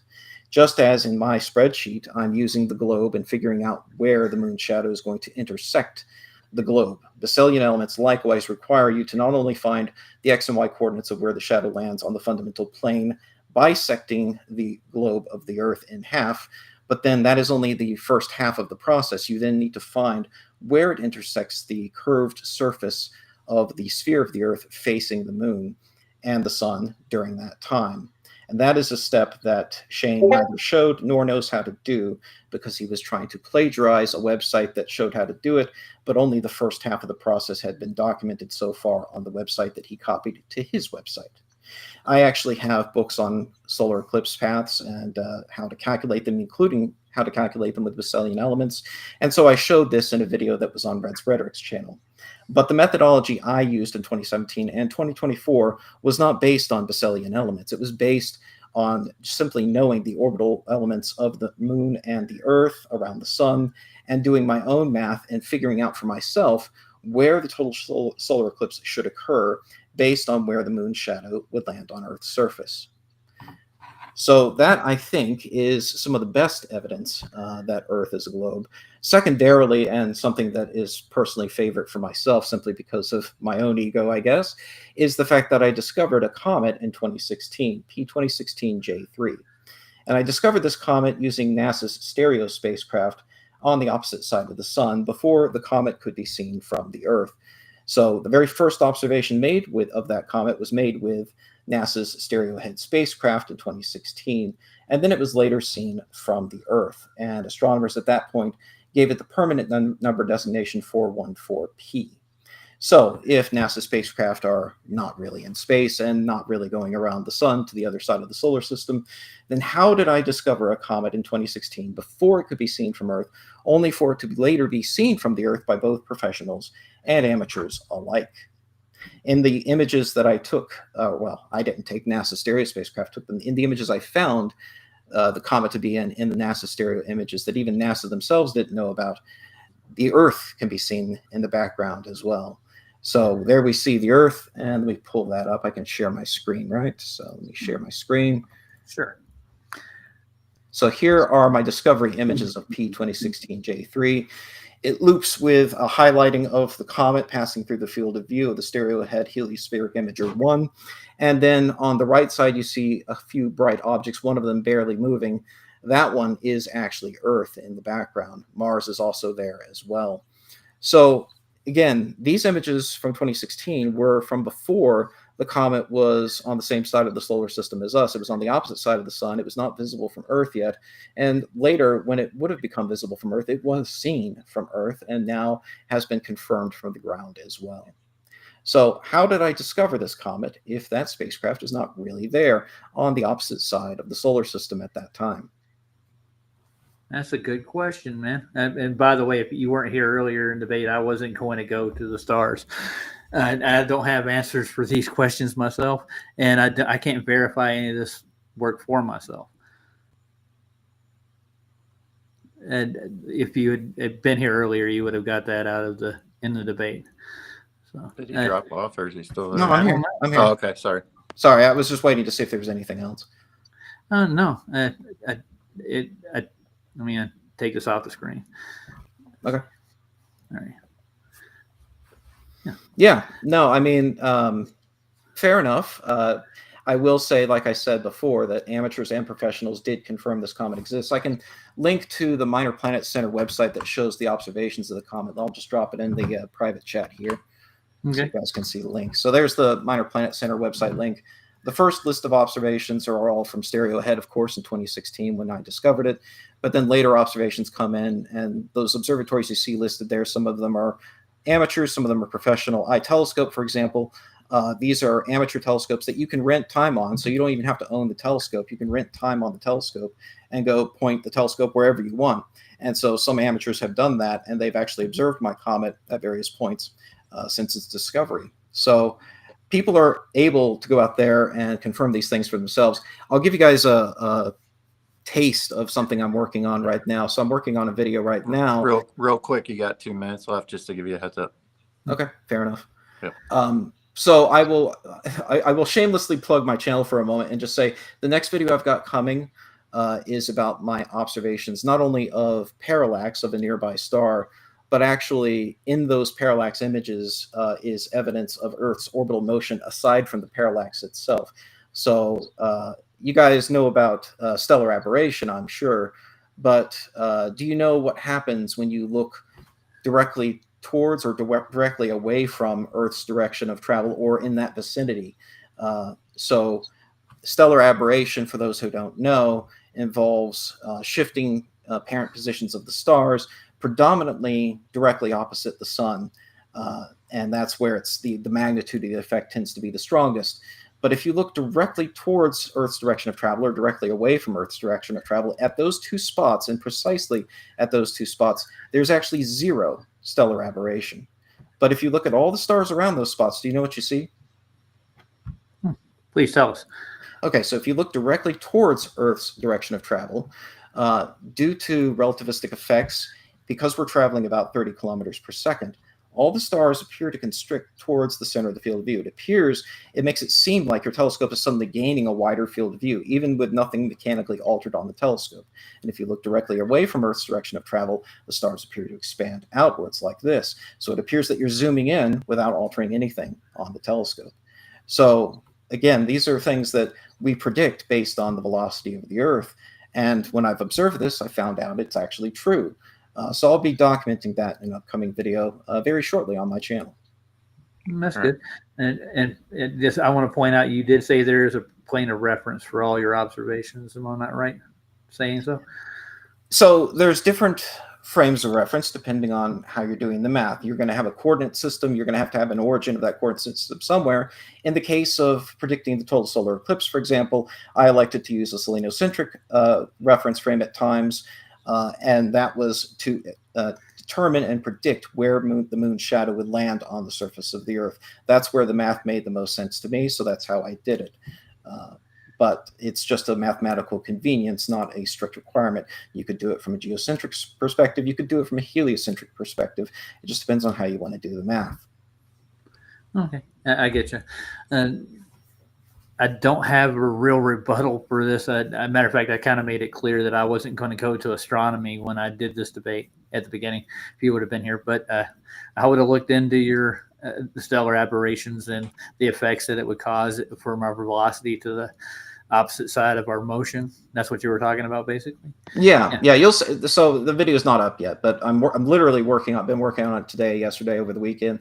So once it's completed, I'll have it up on my channel, and there will be a version of it on Red's Rhetoric's channel as well. So go check it out when it's done. I get what you're saying, but thanks for your input. It was very well constructed, put together.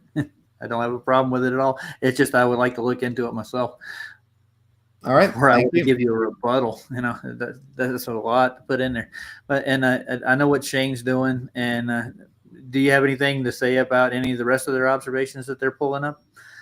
Well, I do want to get into it with them about the celestial theodolite stuff they've been doing more recently, but I've been and I warned Shane about this. So I had a debate with Alan.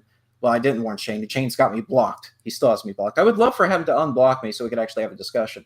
That's my message to Shane. To Alan, I did have a debate with him on Red's channel a couple months ago, just before the summer got underway. And I did warn him, like, I was going to be starting up a contract, doing some launch filming for a company to test their sensors. And I have been doing that over the summer. So I've not had as much time to prep for debates and that kind of thing lately. I just did all this off the cuff tonight. But in the future, I would like to engage with Alan about celestial theodolite. I know Jesse Kowalski's been doing a lot of stuff on that, and I've been watching from afar, but I haven't had as much time as I would like to get into it. Mainly, I've been muted. Hold on, dude. Oh, that's me. No? Huh? Can you hear me? Hold on. Yeah, my speakers went out for some reason, but they're on. Strange. There Hold on, you're give me a second. echoing, unless that's Discord again. Yeah, that's probably my echo. All right. You there? Okay, I should be able to hear you shouldn't now. echo. Can you hear me?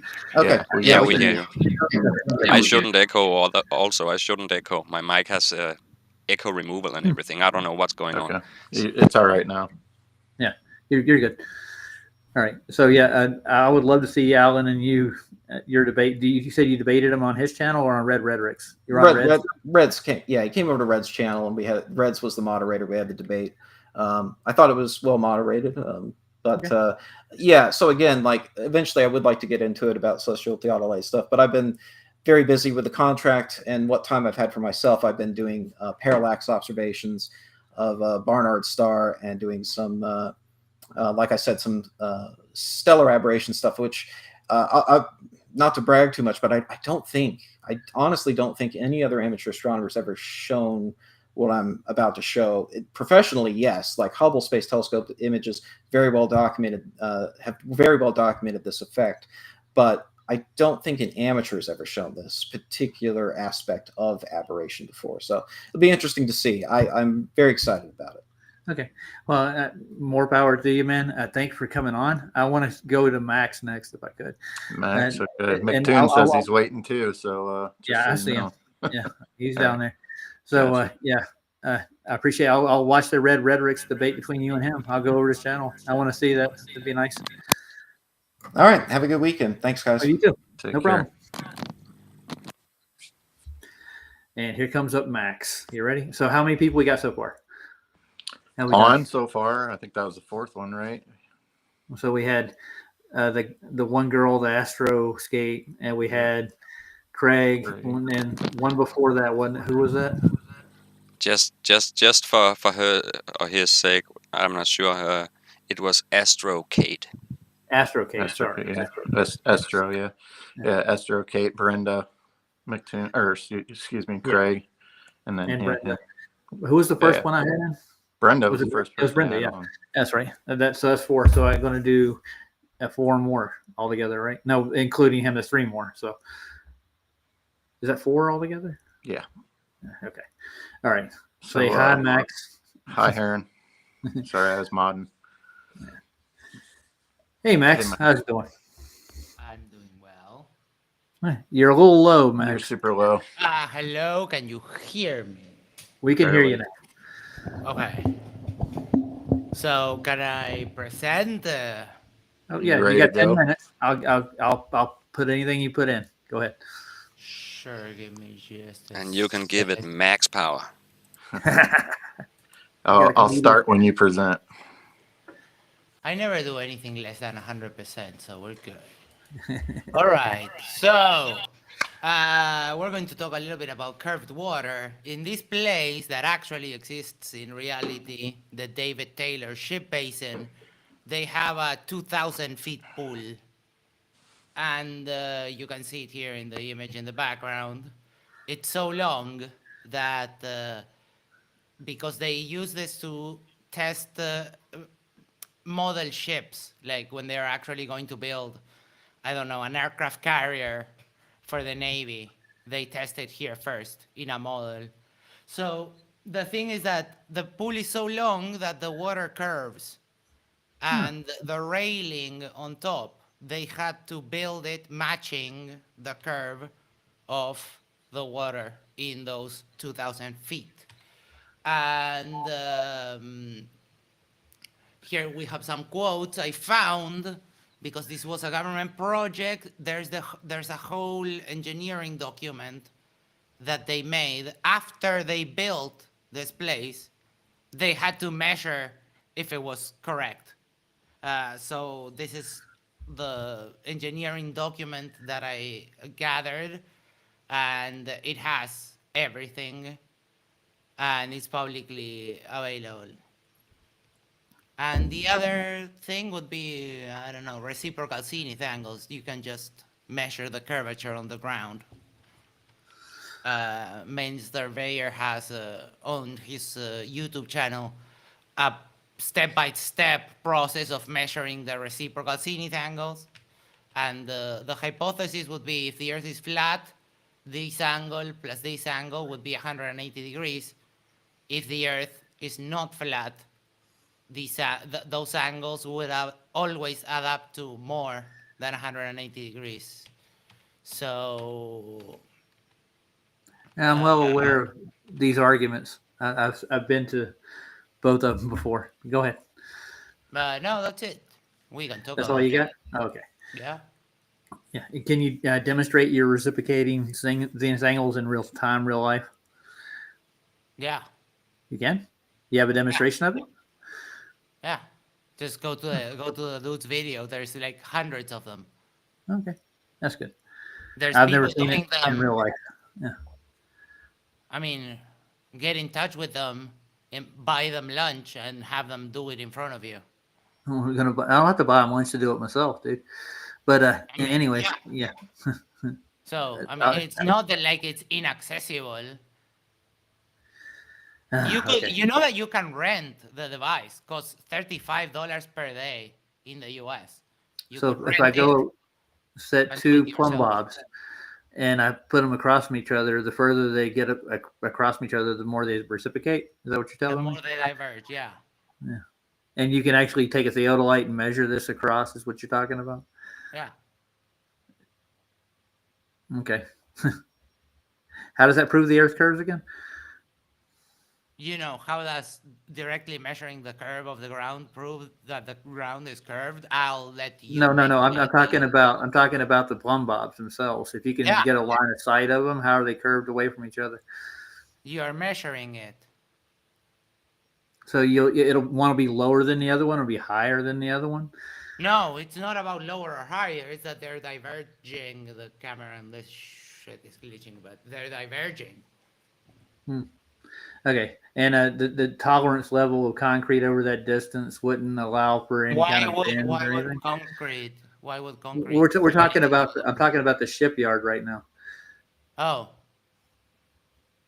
Yeah. Yeah, over that distance, don't you think there's a tolerance level for concrete? They would have to give it some kind of give and engineer it that way. Yeah. Sure, the concrete, yes, but the important part is not the concrete; it's the water that is curving. Is the water curving? Did you see? Did you go look at the curving water? But the thing is, like, it has a carriage, and in order for them to accurately model how the ship would behave, I've never seen water do that. I mean, you can go. This place is in Bethesda, Maryland. You can literally go there. Yeah, I'm a Navy man myself. I come from a long Navy line. Right? That would be a field trip. Oh yeah, would be. Yes, I would love to see this, but I'm pretty sure they did add a tolerance to that distance of concrete. It would actually give it an apparent like bow to it. But the water bowing, I've never seen that personally, especially still water. I don't see an earth curve there. But I mean, with the reciprocating angles, there's probably a number of reasons why it would appear that way. Probably the distance over where they are. But I mean, that doesn't prove any earth curve. It's directly measuring the curve. How's it measuring the curve? You're above the earth. The plumb bob is not on the earth. I explained it. I showed. So what are you hanging it off of? Your plumb bob? Are you leveling it off? It's a the device, the theodolite doesn't. You don't have to hang a plumb bob. It just does it's a device. There's other factors with a theodolite too than just curvature of earth. They're not fully that. How far are you getting these angles at? Are they like right next to each other? No. No, they're over distance, right? Yeah.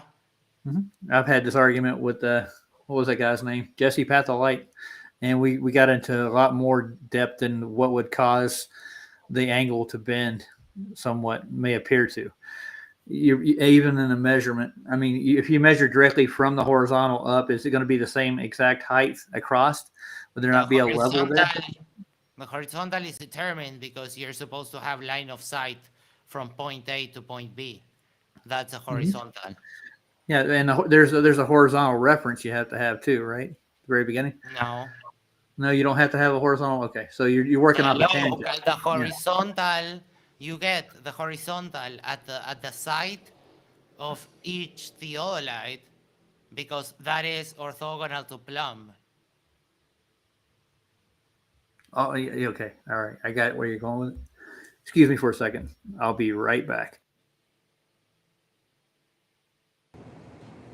All right. I guess he'll be back in a second. I'll have Roger go over the charity donations here as soon as this is over. But for the time being, just everybody in chat. I know that the real debate seems like it's going on over there, but don't try not to destroy each other over there.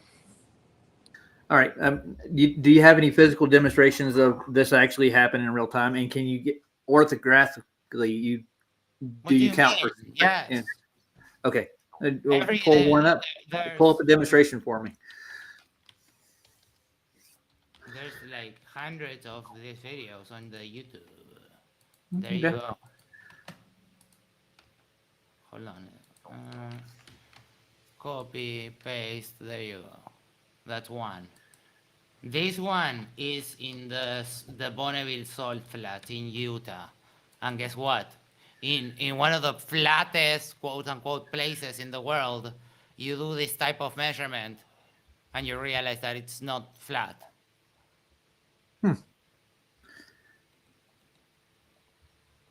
So the horizontal baseline that you're measuring from is not flat neither, right? The horizontal is the line of sight between the two locations. Okay. So I mean the horizontal that's below it. That's what I'm asking.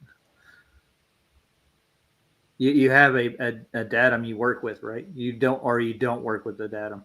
No, you don't. Okay, that's what I was trying to get. Like you put the theodolite the theodolite plumbs, that gives you the horizontal at that point in the surface of the sphere. You have line of sight to another thing, to the objective. So that gives you the horizontal between. And now what you're doing is you're measuring the deviation between the local horizontal and the plumb, the 90. And it always adds up to more than 180 degrees. And you don't add any radius value into this equation at all, right? None? No, you can see the pages step by step of the math. He shows you the copybook and then the results. He takes sets of measurements. The other thing I'm going to go to is there any terrestrial refraction that you add to your equation at all? You need to be aware. You need to choose when there's the least refraction and take a note of the humidity and the temperature, and then you can calculate how much refraction there was. The optical won't be accounted for there with terrestrial refraction at all?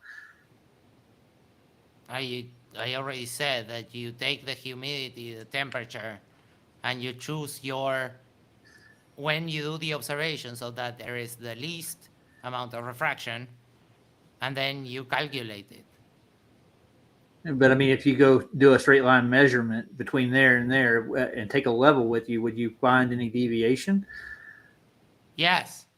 You would? That's so exactly if I do this experiment and I take the level here and take the level down here, there would be a difference. I would actually not on camera. I don't know where here and here is. Well, from your observation point to the actual theodolite, if I actually walk the line down with the level, I would actually see a deviation in that level. Yes. I would? Okay. So I'll have to do this experiment myself then. Yeah, it costs $35 to rent one of these things. I'll have to rent one to actually walk a line and see if it's level from one point to the other. It's not that hard to do. So rather than spend $35 to actually do the measurement that shows curvature, your response to that is that you will walk from point A to point B with a level in your hand. No, I would actually use a water level. Correct? No, I'd take a water level and I would run it from one end to the other. Water levels can go for 200 yards at least and still be accurate. And what would that tell you? That would tell me that those levels are horizontal from each other. They don't diverge. And how are you going There to are other line cause them? and effects. How are you going to line them up? Well, somebody's already done this before, dude. Way before you got here. This is the first time I've heard this argument. Somebody's already done it. That's what I'm trying to tell you. Somebody took a 200-foot water level and ran it across, and it was an even level. There was no excess, you might say. The headlights aren't that accurate. 200 yards is 200 meters. Sorry. How did they measure it? Well, they measured the distance with their tube, and they ran it one end to the other, build the water level up. You understand what a water level is? Yeah. Yes. And then? Oh, then they just line of sight it right there. It's the same level across each one. They didn't use a plumb bob at all. And I was wondering where the water was bending, but I still don't see it. If you think that a tube with water is better than specialized equipment, okay. I'll let well, you it's what they've been using for centuries. And I think that mission accomplished. So thank you. Yeah. And theodolites aren't exactly made for that long distance, are they? Think about it. I think it's like 250 is their max, you know? How do you get the curvature of the earth out of that? You know? I would pretty much appreciate a citation on that because a very simple search, theodolite max range tells us up to 600 meters, but then traditional geodetic instruments can detect targets at distances of 2 kilometers, which is 1.2 miles. So there's no deviation. It depends on how much money you want to spend. So it's all about. So have anything against you, Max, but I don't see I don't see a difference between a water level and a theodolite. No, of course no. There's nothing. There's no problem. They are in equal technological steps in the ladder. No, I get that. No, I mean No, that's an actual 100% get that. physical. It's a physical thing with a water level, right? It's, I mean, Yeah. Of course, if you were to have someone build your house and comes a dude with basically a garden hose and says, "Yeah, I'll build it, boss," and then comes an architect with a suit and a Well, theodolite, if you want to trim it up, you could use a spirit level. I to know finish who it. I'm going to let build my house. All right, okay. But real it's quick, okay. real quick. Let's do about 5 more minutes of this because I think we got other people. But go ahead. I am finish up. about ready to go. If All right. that is his best That's fine. argument that he'd rather have a garden hose than a theodolite, then I think we're good. Mission accomplished. I mean, there's lasers that work just as well too, Uh-huh. but there's nothing that impedes a laser, or, makes it move any direction or you take an account for it. But they're pretty straight. That was lovely. They have a distance on them too. Absolutely nothing. They're What powerful did enough you do with lasers to do it. lasers? Yeah, well, I'm just saying if you want to get an accurate reading, you can actually get a laser that can shoot as far. But what has this got to do with the Earth curving, dude? I'm still trying That to is figure it out. because that is like literally measuring the Earth curves. But if you don't understand how, Well, I understand what you're saying, that is the but I mean, case, I don't. I think you're kind of biased towards something, just a little bit. Just my yeah, personal the opinion. truth. The people that build, because the thing is that this actually gets implemented when they're building a road. The dude goes and grabs the theodolite and measures, and then they build the road. Right. Yeah. So these people Yeah. do stuff in everyday life, but there's more. So there's more people here. So I'll just go. Thank Oh, you. thanks, Bye. Max. I appreciate it. Now see who's next in the list. I'm sure McToon's still waiting down here. McTin, yeah, he's up apparently. All right. He's going to come in and say some nice things, I hope. You agree? I agree. Find out. All right. Hey, Michael, how you doing? Hey there. Can you hear me fine? Oh, yeah. We sure can. Good. There's an echo from someone. It's Dislord. Sorry. All right. Yeah, I hope you get to go to Antarctica. Me too. You should be getting your $5,000 deposit into them pretty soon.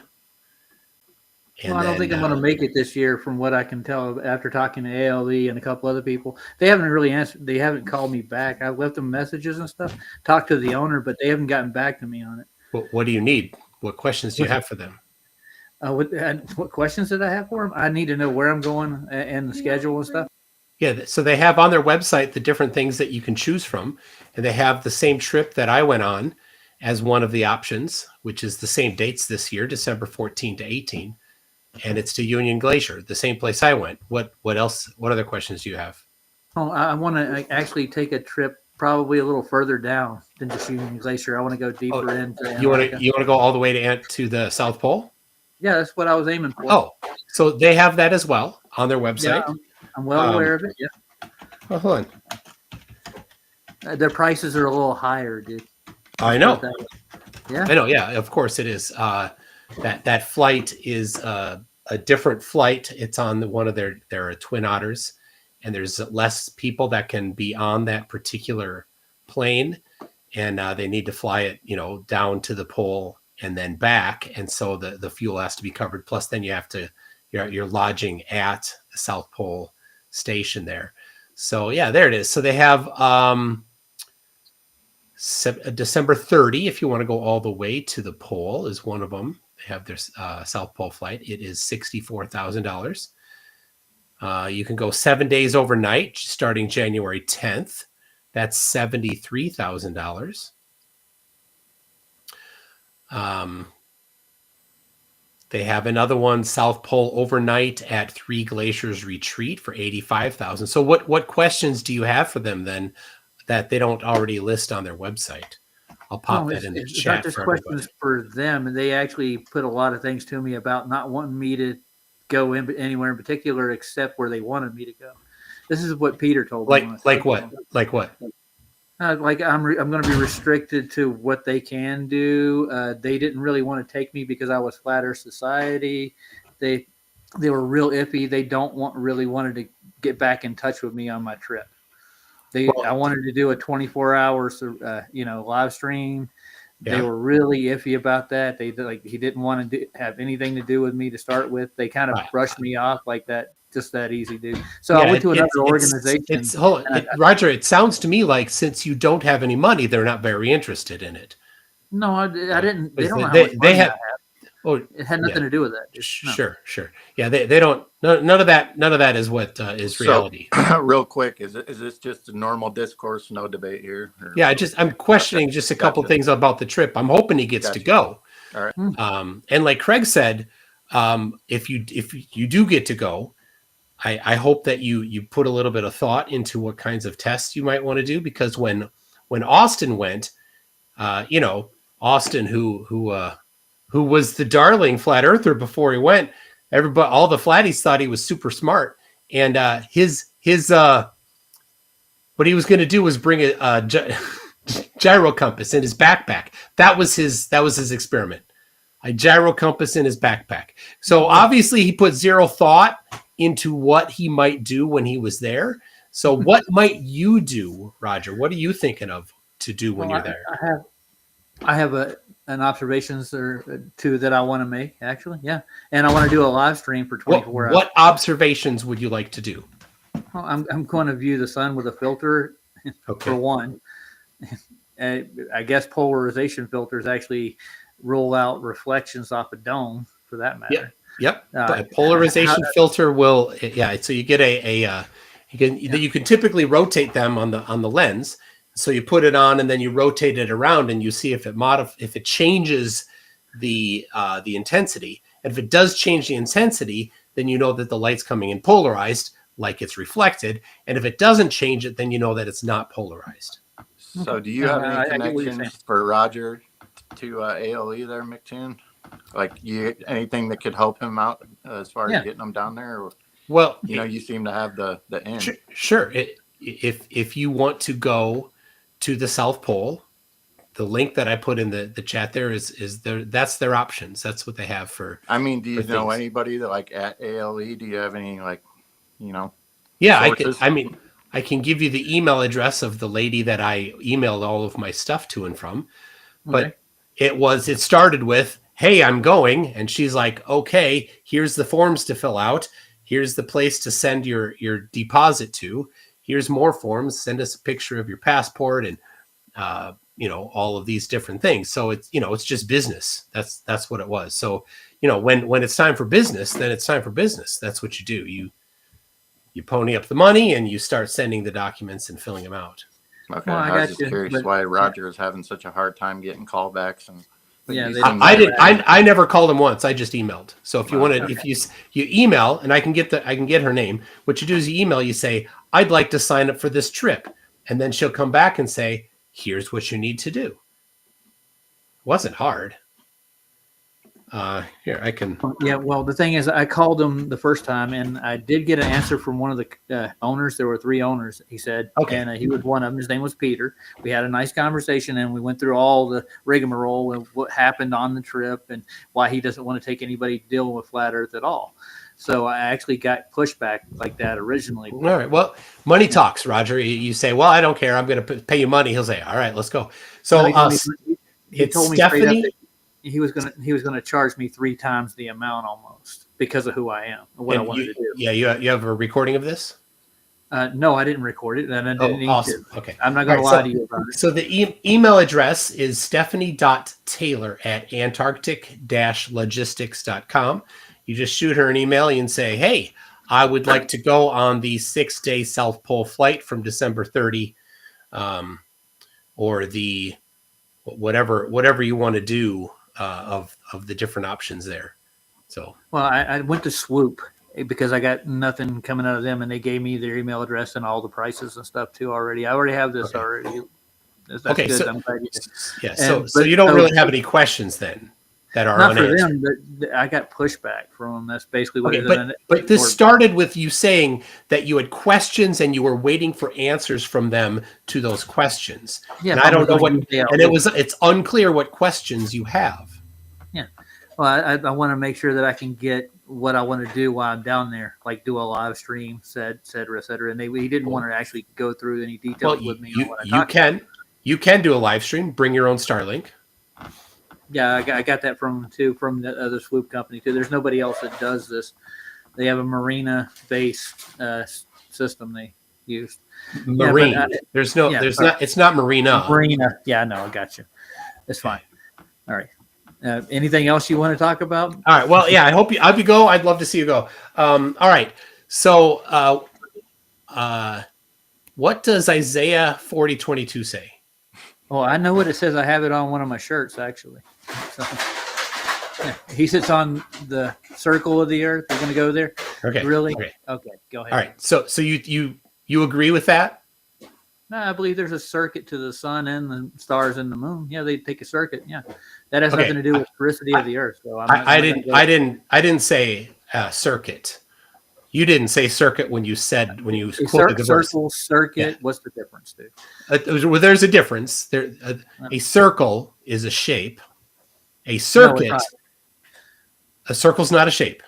No, a circle it can make a shape, yes, but it's not a 3D shape. I didn't say that. Is a circle a shape, Roger? Yes, it's a shape. Dude. Good. Okay. So, do you think that Isaiah 40:22 is literal and that the earth is a circular shape? It has a circular shape to it. Yes, just from the sky. Excellent. Yeah. But there's four corners. I'm not talking about the sky at all.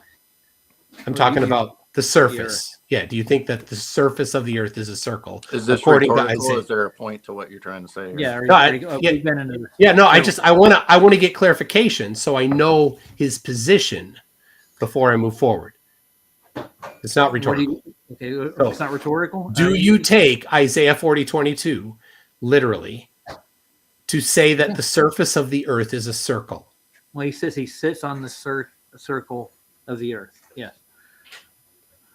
You didn't give me a yes, no. You said some other words and then a yes after that. So could you, without saying those other words, could you give me a yes or no? You're looking for a clip, dude, you're in the wrong spot. I'm not. I'm looking for you to stand up and have the balls to say what shape you think the earth is. Yeah, we're not doing that. You know we. Maybe he doesn't have the balls to say that he thinks the earth is a circle. You're not going to go. Maybe he can't do that. And I get that he's scared because he's going to then have some consequences to that. Yeah. This is childish. Are you going to be scared? You're just childish. Oh, dude. Okay. Dude, he's being pedantic. Dude, you're being very pedantic. He's acting like a little kid, you know. This is how little children fight, and this is used as a grown-up. You know, it's ridiculous. Oh God. Yeah, it's the only person. Everybody else that's came up here has been fine until that. Yeah, until two. Yeah, of course. It figures. He wants to get into scripture, and I don't think he's a Christian personally. That's just my opinion. After all their actions now. Well, we're between screens here. Don't act tough, dude, and say, "Oh, you don't have the balls." It's like, okay, buddy. Jesus. Yeah, right. You don't talk this way when you're not on screen to people in person, so don't try doing it here. You don't meet people in public. Hey, you got the balls? Yeah, you don't do that. You're not that tough, buddy. So how many have we had so far? You can check out now. Yeah, and tune. There's a link in private chat for the GoFundMe. If you want to donate to the flood victims, hurricane victims, you're more than welcome to hop right on. Yeah, we get it, McTen. We get it. Yeah. Okay. Is there anybody else coming in? F.E. Shields here still. You know. Can we pick anybody else? Somebody else come in? That would be what, 5 now? 6? 6. That's 6 grand total. Need 2 more people. I guess he gets special privileges. I don't know because he's named McToon. Yeah, whatever. Power on. He was fine up until then. It was just then. We did give him his clip. Yeah. He got kicked off the show for just asking a question. He's a fake tough guy over the screen. Yeah. We all anybody else want to come in, or I'll stop it here. We all felt the macho energy. I'll stop it here. We can call it a night, guys. We've been on a long time. Yeah, That's it's 6 up to people. you. So how much am I donating? Let's see. 6 times 25.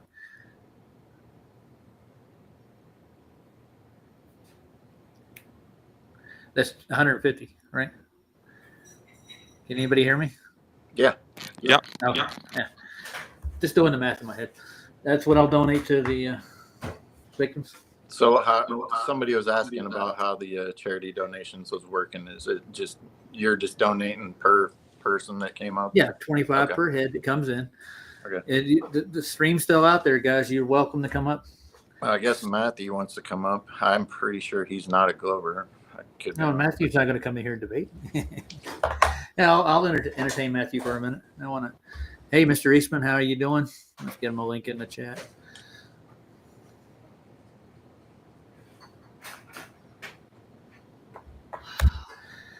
There you go. So, Cubby, what you have for dinner?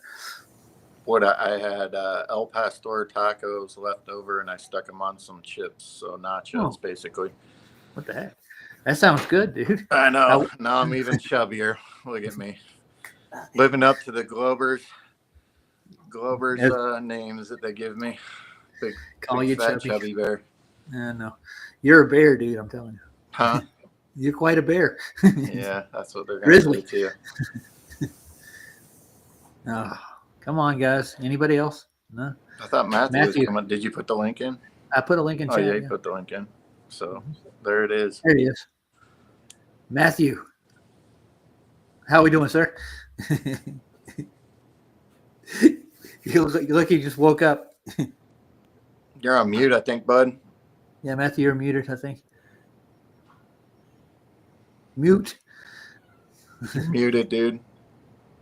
There should be a button. He's getting there. He's trying to. Not working. Okay. He's gonna drop in, drop back Yeah, out. drop in. Yeah. You got to enable when you come in. It asks you that question, doesn't it? Like, Yeah, they're enable pretty your good, Kerry. microphone, camera. Yeah. What- This has been fun so far. So I've far, not got any new questions at all out of these guys. Till Mick Spoon came on and tried to be a tough guy. Outside of that, everybody else was cool. I didn't have Yeah. a problem with any of them. Oh So boy, if the I- kid's typing, you're gonna keep chicken. Oh no, you're gonna call me a chicken? Oh, okay, buddy. Nice. He's going to act like the rest of the trolls that come in everybody else's chat, Whatever, sit in the dude. private room and sit Run, there. cowards. Why do you say the same thing? And it's always cowards, chicken, no balls. Okay. Whatever. I ain't addressing them anymore. It's pointless. There it is. Just ignore it, dude.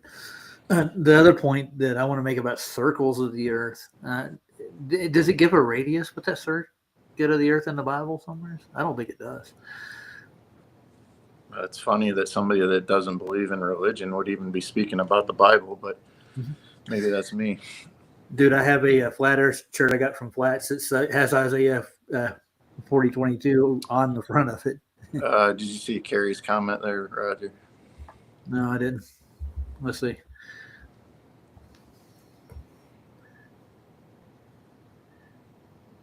Take out the trash, idiot. Chicago. Okay. Matthew's back. There you go. Hey, Thank Matthew. you. Not working? Nope. It's working, isn't it? Nope. No, it wasn't. I No, just no, spoke no. at the same time. Hold on. Weird. Let's see. Matthew, we got- can't hear you. Got you. something turned down? Nothing? No? Use your words. Use your words. Use sign language.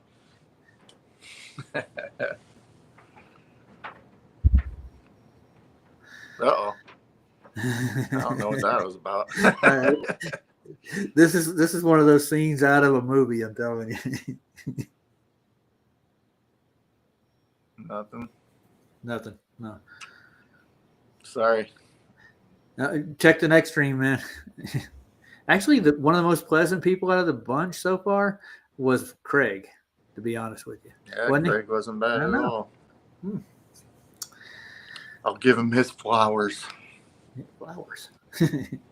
Yeah, I think he actually donated too. There you go. Yeah, I know. Damn it, Matthew.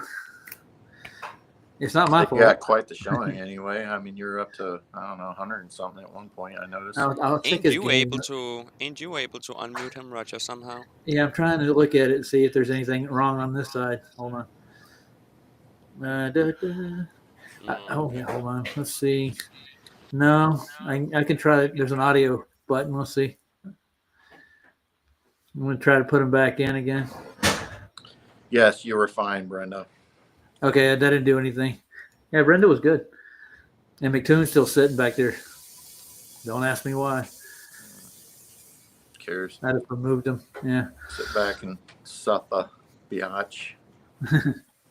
Say something. Plug a headset in or something. Check out all opportunities.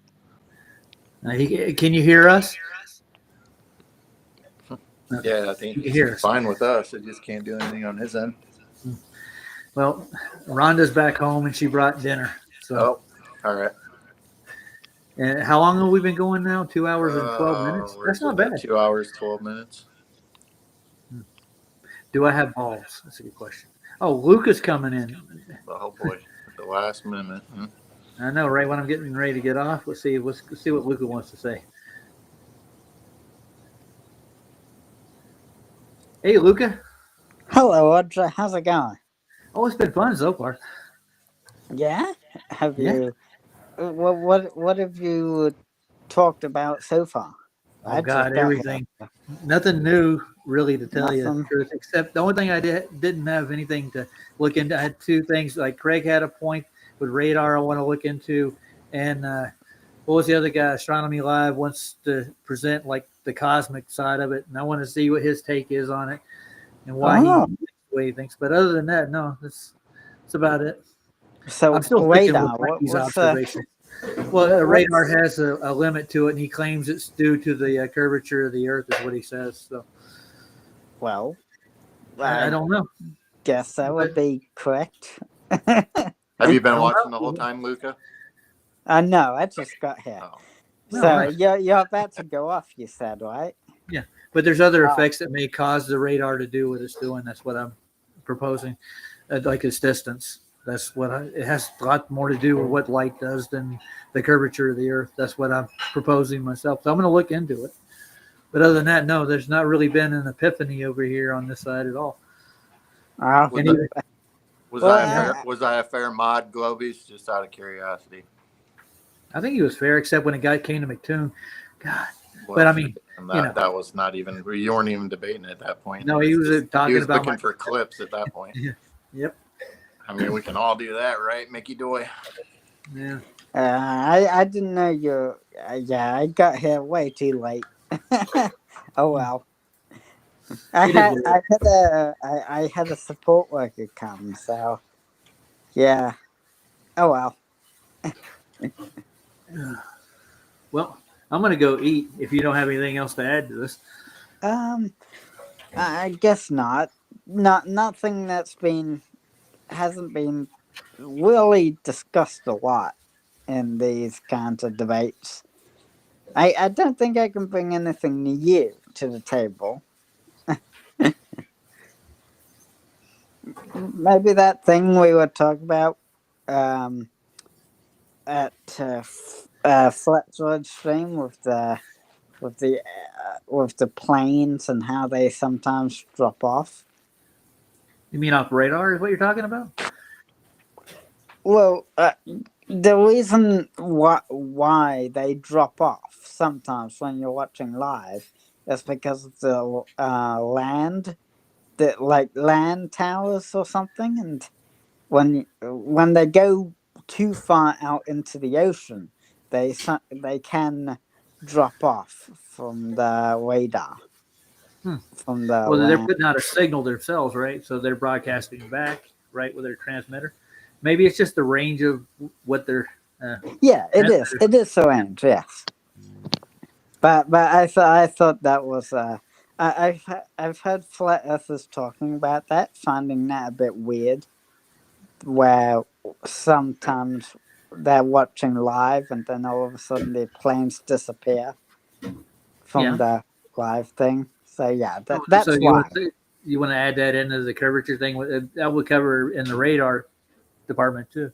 The reason radar just add a loses signal. range from the land signal. Yeah. Yeah. Well, at least McToon actually gave me a concession with actually black swans that go well beyond the curvature of the Earth. You know, so. Well, yeah, He- there's major refraction going on in the black swan because you see the tower bend, like the little crane thing on it. But you bending. understand that that's not the contention with distance. It's the horizon behind the water or the well rigs. You know that, right? Well, yeah, but it's Refracted like- horizons, dude. That's what the whole point is. Does the whole horizon refract that far and back up again? That was not a normal day, and you can. Well, I've got clearly tons see of that. those. I've got tons of those observations. That seems like a normal day. You should look at Pablo's dog. He's got tons of them. Dude. You can clearly see you can clearly see like it's not like it's like brown or something in there. There's No, like dude, I've lots got of- one that's Pablo's is completely flat for over 20 miles out, and even further than that. He's got more than those. There's hundreds of these things, dude. It's not just the one that QE threw up there. QE put that up there just to get the argument started. And with the world record photo, that's something that flat earthers say, right? Like they point to the That's world- something that flat earthers will say. Yeah. Yeah, the world record line of sight photo across like What was it, 750 miles? yeah. Yeah. Do you not think that the person that took that would have made sure that the conditions were right to take that photo? Yeah, conditions. Yeah, we're not talking about physical curve. We're talking about conditions of the atmos. Yeah, I got you. Well, yeah, because of refraction lifting things up. Yeah, the mountain got lifted up by refraction, so I could take a picture of it. That's a good one. Well, I like it. apparently, it's true. Yes, refraction does lift things up above a curve. We absolutely know that, right? Do you agree? No, we No. don't. We don't. We Well, no, absolutely don't. refraction absolutely does lift things above a curved surface. Does it? Yeah, if you Like there's the Earth's surface itself, like literally the horizon that's part of the Earth's surface. It lifts it above the Earth's surface. it can lift things up from can lift things above any curved surface, no matter the distance. Too, really, it can be like a couple meters. You can test this on a driveway or something, and Can't just you get it going both ways too? But isn't it an optical effect, not a physical thing? Well, yeah, refraction is optical. Yeah. So And yeah, and we're going there. yeah. Now, gentlemen, I'm gonna go eat. Take All care. right, bye bye. Go get something. So- to eat. I'll head Peace, out too. Luca. Man. All right, I'm night, guys. gonna head out. Thanks for Bye, coming. guys. Bye. All right, bye. Peace. Take care. Oh, Hey, let's play out with a Hey. song. You ready? let's do it. Okay, which one do you want? Pick a song. Uh, I think I'm gonna go with my normal though, but just because I played a song that could get copyright just at the beginning. Yeah, so I'll I would kind of. yeah. You remember that one night after us show? The Knucklehead song I played for you. Do you The- got it where I can get Danish to it? band, where it's like a magic show or something with hillbillies and stuff. No, hillbillies. What about hillbillies? It's just the video. No. It's like that. Do you have the video? You can go ahead and share it and play it. If I can't find it fast, we'll just not do it. Well, I'll try. Oh, yeah, I remember their name now, so it should be easy.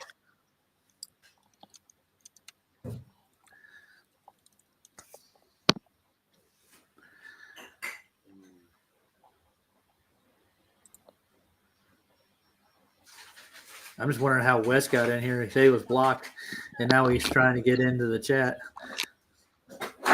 Sorry, it's a stupid commercial. Just a second. What were you I saying? think I'm good, Wes. I know what you're going to come in and argue. You've already did it, so Wes is in the back. I'll count you as my eighth. How about that? I'll round it up. Find the song. Yeah, but in a We horrible got to go to the quality. center of the Hell's Angles to I'm get just everything off giving the it equatorial a plane. try. Yeah. I want to You get guys the are good. welcome, all you Saddle Bomb, everybody. Night, everybody. Wes, come over to Sobs. We'll talk about it later. Sob loves having you over there. I'm sure he does. Okay, this page does work. I'll give you this link. Okay. Yeah, If you can put it in private, it'll work there.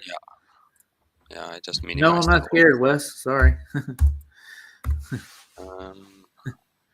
Where's the chat thing? It's over He wants his there. time to shine. And there's FGE's messages. Here we go. All right, cool. FGFE, I mean. Yeah, there we go. Yeah, that cool. that Thank you. link works on my end at least. Wes, you can come on another time. I'm going to have another debate with Craig.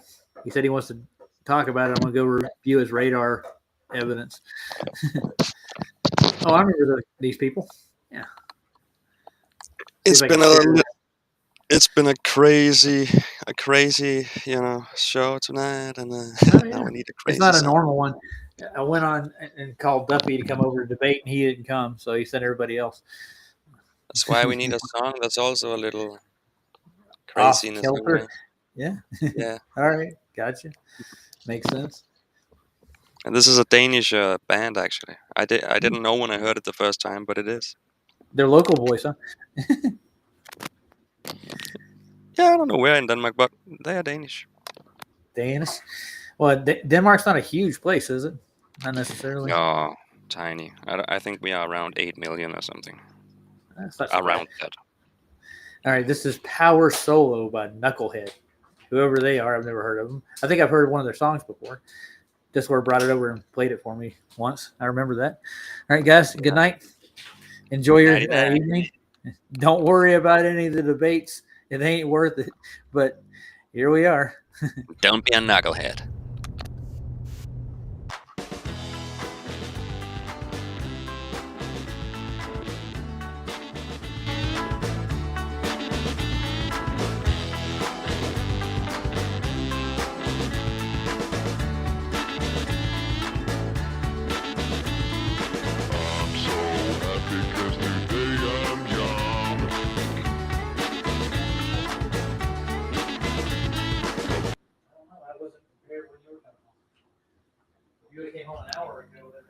Okay, so they don't even give us a whole song. Can you get rid of that shrimp in there? I don't know. Let's find What another happened? link. I guess they only give you a taste or something. Huh. That's strange. Yeah, well, I walked away for a second and then turned around and it stopped. Huh. That's just Oh, not well. fair. Huh. So we don't like them anymore. Those Bye-bye, Apple things, Apple something music. Oh, yeah. That's why it is. Okay, you got to pay for that. I'm just going to go You with know Chris what? Berry. I hope we. Let's wait for. I'm stuck in a long commercial. Wait a second. Okay. All right, I'll be right back. I just found another link for it. So Okay. a YouTube one. Yeah. This should work.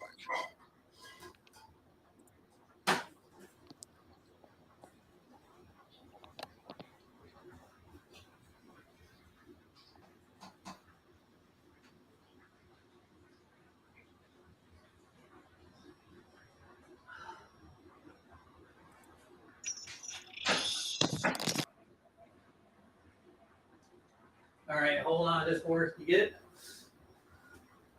Can you hear me, sir? Yeah. All right, I'm back. I've been sitting here for 2 hours. Couldn't hold it any longer. Just one of those things. So you got another link? I am going to put it in just a sec or 2 or 3 or 4 now. I see it. It's a YouTube link too. Right there. Yeah, so And Scott's not just jumping in at taste. the last second. The last second. At the last second, just so I can say that I was on the show. Oh, Oh, yeah. my God! Hold on. Look, It's playing proof. without- I made it. Hey, Is it he's really here. on? Are you still on? He even has a screenshot of it, so he was here. Ooh, yeah. I'm glad you decided to stop in. You've been watching for a while, haven't you? A little bit, yeah. I was busy cooking and stuff. And So I how'd think you like we getting go- called names all night? That was fun, I'm sure. Sure. I mean, I don't care. Yeah, I know. Thick skinned? I don't know. Was I called names? Maybe. I don't know. Could have been. Some You people weren't- say the highest you reading level. chat? Yeah, I've been reading some of it. Like, but the Oh. highest level of education is the GED. That was the highest. that I GED. heard. No. Yeah. Unfortunately, I wasted a lot of money in college, so that's not true. Yeah. Tons of money wasted on nothing. Yeah, I heard somebody say in a movie today that they had a $250,000 mine. They were going to Harvard. Oh, it's more than that nowadays. Yeah, that was a while back. The movie was made a while back. So I was gonna say it's probably more like 500. that's a good bit of money to waste on a piece of paper. But you get to learn social skills and you get indoctrinated big time. Did you? The only thing tougher than mathematics is song choice. Is that supposed to be the Kevlar? Is that supposed to be like some kind of like, "Whoa, I got you, Roger. I got you." Haha! Look at me. I'm making funny jokes. It's fun. I like the Check, banter. if you think about it, though, it really is tough to think about a song when you're always constantly getting freaking, strikes for songs. It's like, Yeah. what do I do? I got away with Pucifer for the intro. Oh, that's cool. They didn't strike me. Yeah. People were I don't complaining think- about the language. But, I doubt Power Solo will strike you either. They What would would, just love the commercial. I What's a bet. good song to like sum up what you just did? You know what I mean? Like, Well, I got to give Dislord some props here. This band is actually kind of unique. who is it? It's called, what's the name of the band again? Let's see. I'll look it up. Power Solo. Yeah, Power Solo. They're a Danish band. They're kind of like an oddity band, like Primus would be. Mm-hmm. Cool. Yeah, that sounds cool. Yeah. Let's do it then. All right, ladies and gentlemen, get the freak out of here. Good night. You're out. Night night.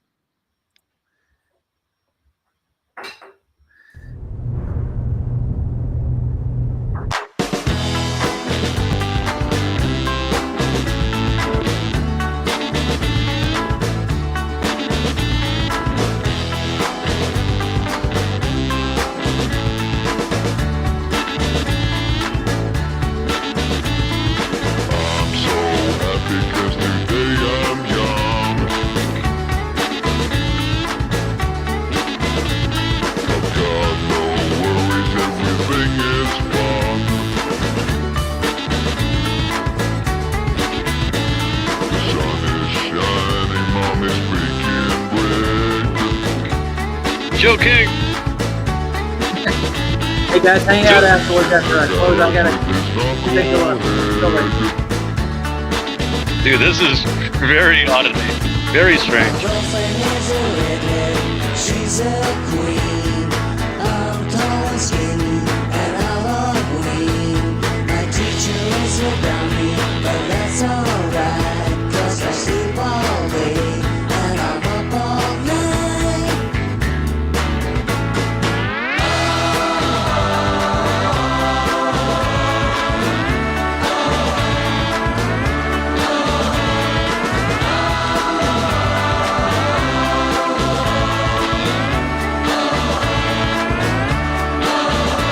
After school at Tenny's Red, but I'm always late. That's a kick in the head.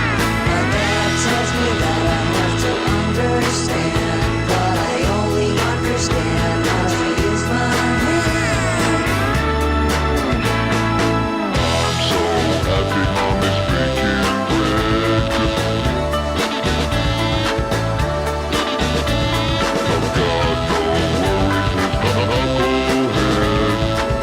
I've got no worries, there's Knucklehead.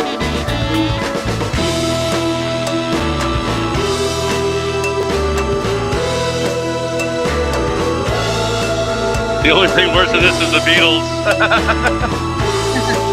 That's kind of funny.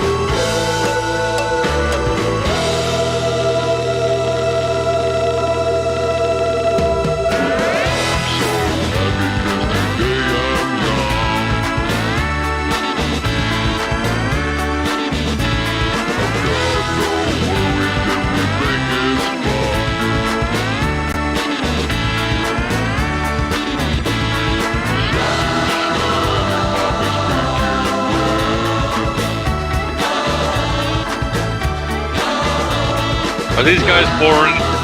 They must be foreign, right? They're from Denmark. Oh yeah. Oh, that explains a lot.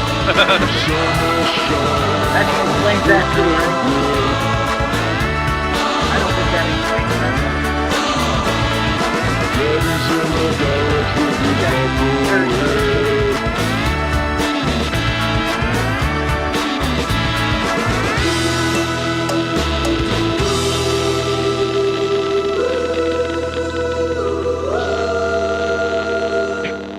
You're a knucklehead. They didn't fall far from the family tree, did they? I'm just joking. That was The Danish are funny. They are. I'm going to end the stream, but guys, hang out for a minute. I want to talk to you after. I got something I want to point out. We are Night, quite guys. funny Danes. Yeah.